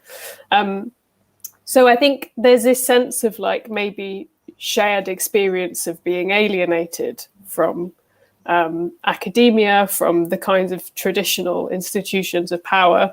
But like Lisa just said, there are some women who had great experiences in the academy, and those 4 women, even though they were there in very particular circumstances, did thrive in their philosophy department, and they were welcomed there.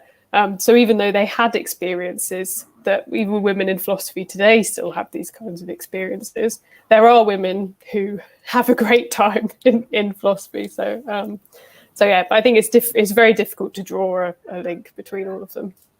Yeah, I agree. I think reading the book, there's only like the one thing that kind of popped up. I think a lot of them, especially in the Golden Age, they studied what is it, mods and grey, like that appeared quite a lot. Like that was that was their classic degree.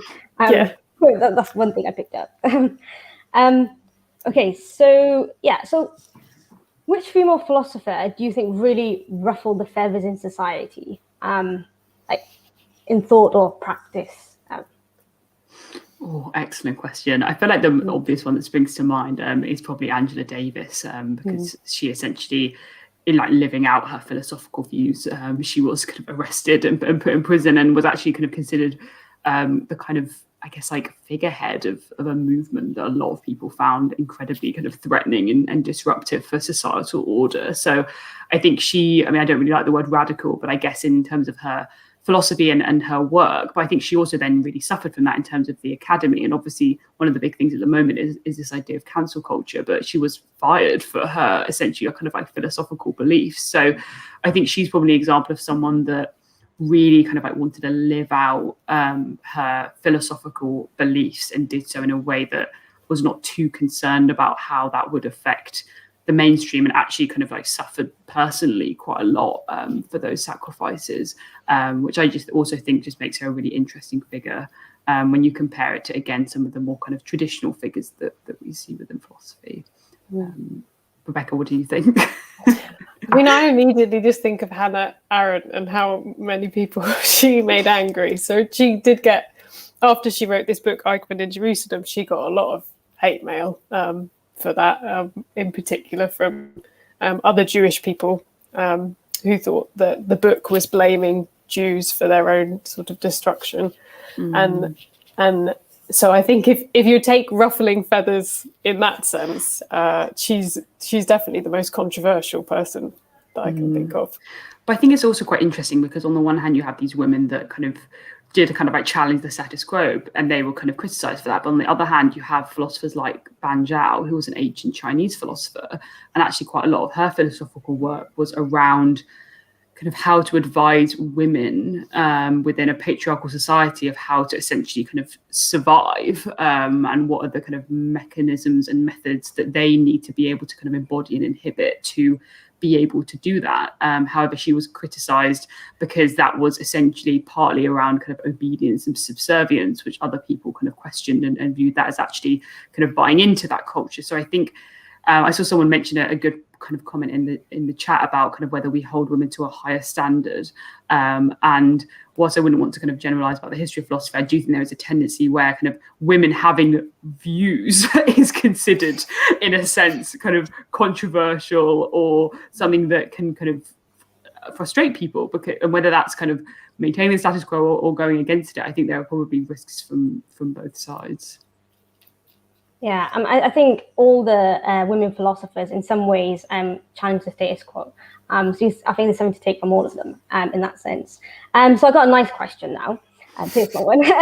If you could go back in time and speak to one of these philosopher queens, ignore that steaming gun. Sorry. Yeah, so if you could go back in time and speak to one of the philosopher queens, who would it be and why? So that's the both of you. Oh, it's so hard. Maybe not that easy. I mean, maybe I'd go check if Diotima was real. Just as like a helpful piece of historical records. I don't know. I think Sophie Alawoli was the woman in the book who I knew the least about when we started. And that's partly because of my undergraduate, but also just my own ignorance about like women who weren't from Europe doing philosophy, which is most of what, if you look at women philosophy, that's mostly what you'll find. And the book tries to show that there were women everywhere doing philosophy, obviously, not just in Europe. So she only actually died a couple of years ago. She died while we were writing the book. And I was listening to a lot of, they did a program on Radio 4 about her and her life, and it just sounds really amazing. And she was sort of trying to bring this oral tradition of African philosophy into a more modern context, and particularly trying to make it translatable to a Western audience who didn't listen to or care about African philosophy at all. And now there are loads of people interested in African philosophy, realizing there's a huge, rich range of material there for people to really get stuck into. So she's probably who I'd go back and talk to.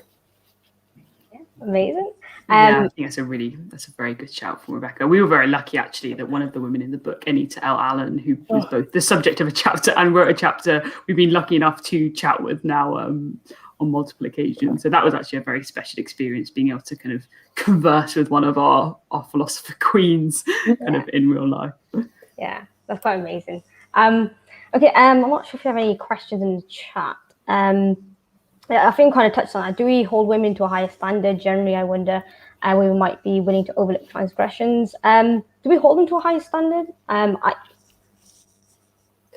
think it's hard to say. I think in general, we hold women to higher standards than men, but it's difficult to say that. So I think that came up in the context of talking about Aaron and her problematic views. And I think even if we do tend to hold women to a high standard, that doesn't give us sort of license to not think about them at all. And I do think now people are taking more and more seriously the abhorrent views of some of the people that really dominate philosophy curriculum. So like Immanuel Kant or Carl Schmitt, who is a Nazi. So people are taking that much more seriously. And I think that's just emblematic of younger people coming through and into philosophy and recognizing that not only is it as important to think about their philosophy in the abstract, it's also very important to understand the kinds of people that were writing philosophy and why they were writing it. I think one of my reflections on that, which might be a controversial thing again to generalize about, but I do think that women potentially held themselves to a higher standard. And I think, again, linking to what Rebecca says in the talks that we've done in schools, the kind of reluctance of young women to kind of think of themselves as being philosophers or potentially to consider themselves becoming philosophers in the future. I do think we suffer a lot within philosophy of this idea of kind of stereotype threat. And when people kind of initially think of who philosophers are, they don't necessarily see themselves kind of reflected and represented. And I think that does quite a lot of damage in terms of trying to improve the diversity within philosophy and the representation of women and other marginalised groups. Okay, I think we have one a bit more general now. And the last question. Do you have advice for women studying philosophy today, either on its own or as part of another program like psychology? Any advice for women going into philosophy in a man's world?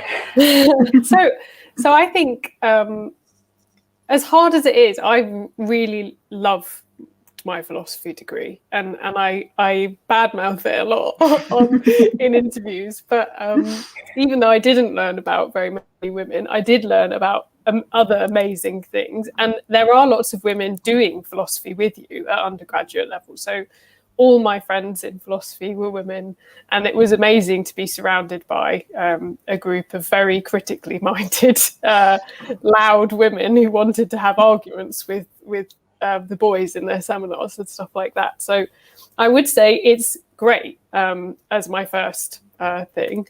I think like more and more people, so I'm now at the other end of this. So I teach a lot of PPE students here at Oxford, and they're becoming more and more involved in trying to make the curricula like reflect the diversity of the society that we live in, which is great. So I would get involved in that kind of stuff if you can, and encourage your teachers to like be broader and be a bit more inclusive in what they're teaching you. We also have a lot of friends who studied philosophy with other things. So we know someone who did philosophy and physics, philosophy and French. And it's a really good subject for complementing all that other stuff. So here at Oxford, we have a philosophy and psychology undergraduate, and they do complement each other really well. And I think that's mainly because you can do philosophy about anything. So it goes well with other stuff. But yeah.